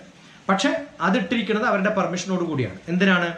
ഇങ്ങനെയാണ് ക്ലാസ് കേൾക്കേണ്ടതെന്ന് ബാക്കിയുള്ളവരെ പഠിപ്പിക്കാൻ. ഇങ്ങനെ ഇരുന്നിട്ടും ഒന്നുമല്ല. ആ കേൾക്കുമ്പോൾ നിങ്ങൾക്ക് മനസ്സിലാവും, ഓ ഇങ്ങനെയാണ് ഞാൻ റെസ്പോണ്ട് ചെയ്യേണ്ടത്. അതാണ് കമ്മ്യൂണിക്കേഷൻ എന്ന് പഠിപ്പിക്കാൻ വേണ്ടിയിട്ട്. അപ്പോൾ വളരെ കെയർഫുള്ളായിട്ട് സെൻസിറ്റീവായിട്ട് ഇതൊക്കെ ചെയ്യുന്ന ഒരാളാണ്. അതിനെപ്പറ്റി ഒരാൾക്കും ഭയം വേണ്ട. Never done. പക്ഷെ എല്ലാവരും ഡിസ്കസ് ചെയ്യുന്നത് ഞാൻ റെക്കോർഡ് ചെയ്യും. കാരണം നമ്മൾ ബാക്കിയുള്ളവരുടെ ജീവിതവുമായിട്ട് ചെയ്യുന്ന സമയത്ത് അതിന് കുറച്ച് കെയർഫുൾ ആയിരിക്കാൻ വേണ്ടിയിട്ട്, ഞാൻ പറയുന്നത് കുറച്ചും കൂടി കെയർഫുൾ ആവാൻ വേണ്ടിയിട്ട് ഞാൻ കുറച്ചും കൂടി ഫിൽറ്റേർഡ് ആവും ഞാൻ പറയുമ്പോൾ. അതിപ്പോഴല്ല, പണ്ടേ തുടങ്ങിയിട്ടുള്ളതാണ്. പിന്നെ ഒരു കാലത്ത് പോലീസായിരുന്നു ഞാൻ ഡയറക്ടർ ജനറൽ ഓഫ് സെക്യൂരിറ്റിയിൽ പോലീസായിരുന്നു. Director of general of security എന്ന് പറഞ്ഞാൽ പ്രൈം മിനിസ്റ്ററുടെ പോലീസാണ്. Home മിനിസ്ട്രിയാണ് home മിനിസ്റ്ററുടെ കീഴിലുള്ളത്. PM's ഓഫീസിലുള്ള പോലീസിനെയാണ് നിങ്ങൾ ZPG എന്നൊക്കെ പറഞ്ഞിട്ട് ZGP എന്നൊക്കെ പറഞ്ഞിട്ട് കേട്ടില്ല. നാഷണൽ പോലീസുകളുടെ പ്രൈം മിനിസ്റ്ററുടെ സെക്യൂരിറ്റിയുടെ പോലീസിന്റെ ഭാഗമാണ് ഞാൻ വർക്ക് ചെയ്തിരുന്ന RANW എന്നാണ് പേര്. റോയിൽ ഡെപ്യൂട്ടി ഡയറക്ടറാണ് ഞാൻ. അപ്പോൾ നമുക്കറിയാം ഓരോരോ കാര്യങ്ങൾ എങ്ങനെ ചെയ്യണമെന്ന് കൃത്യമായിട്ട് അറിയാം. സീക്രസി പ്രിൻസിപ്പിൾസ് ഒക്കെ സൈൻ ചെയ്തിട്ടുള്ള ഒരാളാണ്. ഇപ്പം ഞാൻ പണ്ട് കാലത്ത് റോയിലാണെന്ന് പോലും പറയാറില്ല. ഇപ്പോൾ 10 കൊല്ലമൊക്കെ കഴിഞ്ഞപ്പോൾ ഞാൻ കൂളിംഗ് പീരീഡ് കഴിഞ്ഞു. നിങ്ങൾ കമലഹാസന്റെ ഒക്കെ ദശാവതാരം കണ്ട അതിനകത്ത് ഒരാളെ കാണും. അതുപോലെ മണ്ടന്മാരല്ല കേട്ടോ, നല്ല കാണും. ആ നല്ല കാണണമെങ്കിൽ ഇപ്പം നിങ്ങൾ ഞാൻ പറഞ്ഞ ബെൽബോട്ടം കാണും. അതിനകത്ത് നല്ല ഓഫീസർ എന്താണെന്ന് അറിയാം. ഓക്കെ, അതുപോലെ മൻമോഹൻ സിംഗിന്റെ ഒരു സിനിമയുണ്ട് അയാളുടെ ജീവചരിത്രത്തെ കുറിച്ചുള്ള, അത് കാണും. അപ്പൊ അതിനകത്ത് എന്താണെന്ന് അറിയാം. അല്ലെങ്കിൽ LTTFന്റെ പ്രോബ്ലംസ്, ശ്രീലങ്കയിലുള്ള സോൾവ് ചെയ്തിട്ടുള്ള പ്രോബ്ലംസ് കാണും. അതൊക്കെ കാണുമ്പോൾ നിങ്ങൾക്ക് മനസ്സിലാവും. Good enough? Thank you. Good. ഒരു ഡൗട്ട് കൂടി മാം, ഒരു ഡൗട്ട് കൂടി സർ. GPS നമ്മൾ ഒരുപാട് കാര്യങ്ങൾ അറിയാനായിട്ട് ഗുരുക്കന്മാരുടെ കയ്യിൽ നിന്ന് നമ്മൾ ഒരുപാട് കാര്യങ്ങൾ പഠിച്ചെടുക്കാറുണ്ട്. ഇങ്ങനെ പഠിക്കുന്ന ഒരു ഗുരു പറഞ്ഞിപ്പം GPS തന്നെ പറയുന്ന ഒരു കാര്യത്തെ കുറിച്ച് ഞങ്ങൾ കേട്ടുകൊണ്ടിരിക്കുന്നു, ഞങ്ങൾ പഠിക്കുന്നുണ്ട്. യഥാർത്ഥത്തിൽ പഠിക്കല്ല, ഞങ്ങൾ മനസ്സിലാക്കുകയാണ് ചെയ്യുന്നത്. ഇങ്ങനെ മനസ്സിലാക്കുന്ന കാര്യം ഇത് GPS പറഞ്ഞതാണല്ലോ, അത് സത്യമാണല്ലോ എന്ന് കരുതി നമ്മൾ മനസ്സിലാക്കലാണോ? അത് നമ്മൾ മനസ്സിലാക്കിയതിനെ കുറച്ചുകൂടി നന്നാക്കി നല്ല രീതിയിലേക്ക് മാറ്റി മറ്റുള്ളവരിലേക്ക് കൊടുക്കുന്നതാണോ യഥാർത്ഥത്തിലുള്ള പഠനം? അല്ലെങ്കിൽ എന്റെ ഗുരുവൊക്കെ എന്നെ ആദ്യം പഠിപ്പിച്ചിട്ടുള്ള ശ്ലോകത്തിൽ ഒന്നെന്താ വെച്ചാൽ യുക്തിയുക്തം ഉപാധേയം വചനം ബാലകാതവി അന്യത്രണമവത്യാജ്യം അപ്യുക്തം ബ്രഹ്മകാതവി. ഈവൻ ഭഗവാൻ വന്ന് പറഞ്ഞാലും വിശ്വസിക്കരുത്. നിങ്ങൾ ചോദിക്കുക, കുറേ ചോദ്യങ്ങൾ ചോദിക്കുക. ചോദ്യം ചോദിച്ച് വിശ്വാസമില്ലാത്ത പോലെ. ഭഗവത്ഗീതയിലൊക്കെ 10 അധ്യായം കഴിഞ്ഞപ്പോഴും അർജുനൻ പറയും നിങ്ങൾ എനിക്ക് വിശ്വാസമില്ല. 500 ശ്ലോകം കഴിഞ്ഞു എന്നിട്ട് ചോദിക്കുകയാണ് വിശ്വാസമില്ല. പിന്നെ ഈ അരമണിക്കൂർ ക്ലാസ് കേട്ടിട്ട് അരീഫ ഡോക്ടർ TPS വിശ്വസിക്കേണ്ടത് അല്ല. അവസാനം ഭഗവാൻ കാണിച്ചു കൊടുക്കും, ഞാൻ ഭഗവാനാണെന്ന് പറഞ്ഞ് വലിയ രൂപം, വിശ്വരൂപ ദർശനം കാണിച്ചു കൊടുക്കും. അപ്പോഴും വിശ്വസിക്കില്ല. പിന്നെയും 3 ചാപ്റ്റർ കൊണ്ട് 4 ചാപ്റ്റർ 5 ചാപ്റ്റർ. അപ്പൊ കുറേ ചോദ്യങ്ങളാണ് വേണ്ടത്. അപ്പൊ എൻ്റെ ഗുരുവിൻ്റെ അടുത്തൊക്കെ ഞാൻ കുറേ ചോദ്യം ചോദിക്കും. യുക്തിയുക്തം ഉപാധി, നിങ്ങളുടെ ലോജിക്ക് വെച്ച് നിങ്ങൾ ആലോചിച്ച് നിങ്ങൾ തീരുമാനിച്ച സംഭവങ്ങൾ പലയിടത്തുനിന്നും ചോദിക്കാം. ആ ചോദിക്കുന്ന അതാണ് ഞാൻ പറഞ്ഞത്. ഞാൻ ആദ്യം തുടങ്ങുമ്പോൾ പറഞ്ഞു, ഒരാൾ പ്രൊഫസറാന്ന് പറഞ്ഞാൽ അയാളോട് ചോദിക്കുക. ഇപ്പൊ ഞാൻ ഡോക്ടർ TPS എന്തിനാണ് PhD എടുത്തത്, എപ്പോഴാണ് എടുത്തത്, എവിടെയാ എടുത്തത്? ഇപ്പൊ ഞാൻ MS എടുത്തു, എവിടെയാ എടുത്തത്? അതല്ലാതെ വെറുതെ പറയുമ്പോഴാണ് ഈ പ്രശ്നം ഉണ്ടാവുന്നത്. അതുകൊണ്ട് നിങ്ങൾക്ക് ശരിക്കും മാറ്റുരച്ച് നോക്കണം. അങ്ങനെ മാറ്റുരച്ച് നോക്കി കുറേ പേരെടുത്ത് നമ്മൾ ആരെങ്കിലും പഠിപ്പിക്കാൻ വേണ്ടി പഠിക്കരുത്. ഇപ്പൊ B.Ed കഴിഞ്ഞ കുറേ ആൾക്കാരെ ടീച്ചേഴ്സിനെ എനിക്കറിയാം, അവർക്ക് പഠിപ്പിക്കാൻ അറിയില്ല. സർട്ടിഫിക്കറ്റ് ഉണ്ട് പഠിപ്പിക്കാൻ. ഡ്രൈവിങ്ങിന് ലൈസൻസ് കിട്ടിയോണ്ട് ഡ്രൈവിംഗ് അറിയാമെന്ന് തെറ്റിദ്ധരിക്കരുത്. ആരെങ്കിലും ഇടിച്ചാല് മാത്രം ചോദിക്കുന്നതാണത്. ഇടിക്കാനുള്ളതാണ് ലൈസൻസ്, ഓടിക്കാനുള്ളതല്ല. കാരണം ഓടിക്കുമ്പോൾ ആരും ചോദിക്കില്ല, ഇടിക്കുമ്പോഴേ ചോദിക്കുള്ളൂ. മനസ്സിലായോ? അപ്പോ ഈ സർട്ടിഫിക്കറ്റുകളൊന്നും അല്ല കാര്യം, വിവരം. അതെന്ത് ചെയ്യണം? കുറേ ചോദ്യങ്ങൾ ചോദിക്കണം. എവിടെയും അവിടെയും ഒക്കെ ചോദിക്കണം. അത് ചോദിക്കുമ്പോഴാണ് നമുക്കറിയാം, ഇയാൾക്ക് അറിയാമല്ലേ. അപ്പോൾ കുറച്ചെങ്കിലും, പക്ഷെ ശ്രദ്ധ വേണം.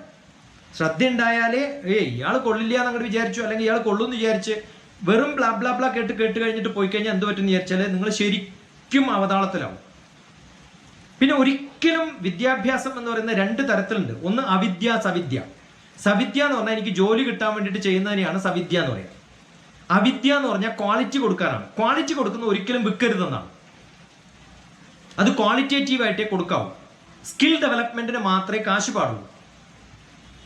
സ്കിൽ ഡെവലപ്മെന്റ് എന്ന് പറഞ്ഞാൽ അത് വെച്ചിട്ട് എനിക്കൊരു ജോലി കിട്ടണമെങ്കിൽ. അത്തരം ജോലികൾ കുറേ ആൾക്കാർ ചെയ്യുന്നുണ്ട്. ഇപ്പൊ കേരളത്തിൽ കുറേ IAS ട്രെയിനിങ് കൊടുക്കുന്ന ആൾക്കാരുണ്ട്. അവരൊക്കെ IAS കിട്ടാത്തവരാണ്. ബാങ്കിൽ ജോലി കിട്ടാത്ത ആൾ ബാങ്കിൽ ജോലിക്ക് വേണ്ടിയിട്ട് ട്രെയിനിങ് കൊടുത്താൽ എങ്ങനെ ഇരിക്കും? അപ്പൊ നമുക്കറിയാം അവർക്കില്ല. അപ്പൊ ഒരു ഇരുത്തം വന്ന്, ഒരു ബോധം വന്ന്, ഇതാണ് ജീവിതം എന്ന് അറിയുന്നവർക്ക് മാത്രമേ ആചാര്യ പദവി കിട്ടുള്ളൂ. ആചാര്യൻ എന്ന് പറഞ്ഞാൽ യദ്യതാചരതി ശ്രേഷ്ഠ തത്തദേവേതരോചന സയത് പ്രമാണം ഗുരുതേ ലോകസ്ഥത വർത്തതേ. ഇങ്ങനെ ആവണമെന്ന് വിചാരിച്ചിട്ട് നമ്മൾ ഒരാളുടെ പിന്നാലെ പോവുകയാണെങ്കിൽ ആ വ്യക്തിയാണ് ആചാര്യൻ. അങ്ങനെ ആചാര്യന്മാരുടെ കൂടെയാണ് നമ്മൾ നടക്കേണ്ടത്. അയാളുടെ പ്രാക്ടിക്കൽ ലൈഫും അയാളുടെ എക്സ്പീരിയൻസും അയാളുടെ ലിവിങ്ങും അയാളുടെ ഇടപെടലുകളൊക്കെ കണ്ടിട്ട് പഠിക്കുമ്പോഴാണ് നമ്മൾ വിദ്യാർത്ഥിയാവുന്നത്. അതല്ലെങ്കിൽ ഇതൊക്കെ ക്ലാസ്സുകളാണ്. അപ്പം നമ്മൾ എന്തിനാ ഇത് ചെയ്യുന്നത്? എനിക്ക് എൻ്റെ ഗുരുക്കന്മാർ പറഞ്ഞു തന്നിട്ടുള്ള കുറേ കാര്യങ്ങളുണ്ട്. നമ്മളെപ്പോഴും തപ്പി നടക്കും, ഒരാളെ കിട്ടുമോ, നല്ല വ്യക്തിയെ പഠിപ്പിക്കാൻ പറ്റിയ ആളെ കിട്ടിയില്ലെങ്കിൽ ഞാൻ ചെയ്യുന്ന മഹാപാപാണ്. അവർ തന്നിട്ടുള്ള വലിയ I am only a trustee, അവർ തന്നിട്ടുള്ള സാധനം സൂക്ഷിച്ചു വെക്കുന്ന ഒരു ട്രസ്റ്റിയാണ്. അത് ആരെങ്കിലും ഏൽപ്പിച്ചിട്ട് വേണം നമുക്ക് പോകാൻ. അപ്പോൾ ജീവിതത്തിൽ ഇങ്ങനെ എന്തിനാ ഇങ്ങനെ ക്ലാസ് എടുക്കുന്നത് ചോദിച്ചാൽ ഏതെങ്കിലും ഒരു നല്ല വ്യക്തി ഉണ്ടാവുമോ ഇത് പഠിപ്പിക്കാൻ യോഗ്യതയുള്ളവർ. ഇപ്പം നമ്മളും കുറേ ചോദ്യം ചോദിക്കും അങ്ങോട്ട്, ഗുരുക്കന്മാരോട് ഇങ്ങോട്ട് മാത്രമല്ല അങ്ങോട്ടും ചോദിക്കും കുറേ ചോദ്യങ്ങൾ. നിങ്ങൾ ക്വാളിഫൈഡ് ആണോ, എത്ര കാലം നിൽക്കും എന്നൊക്കെ നോക്കും കുറേ പ്രാവശ്യം. എന്നിട്ടേ റേഷൻ പോലെ കൊടുക്കുള്ളൂ. അപ്പോൾ അതിനാണ് ചോദ്യങ്ങൾ വേണ്ടത്. അപ്പോൾ നിങ്ങളുടെ ചോദ്യത്തിൻ്റെ സ്റ്റാൻഡേർഡ് നോക്കുമ്പോൾ കൃത്യമായിട്ട് നമുക്കറിയാം. അങ്ങനെ പഠിപ്പിക്കുമ്പോഴാണ് a day will come, yes you are qualified എന്നൊരു അവസ്ഥ വരുന്നത്. അത് കുറേ സമയം എടുക്കും ചിലർക്ക്.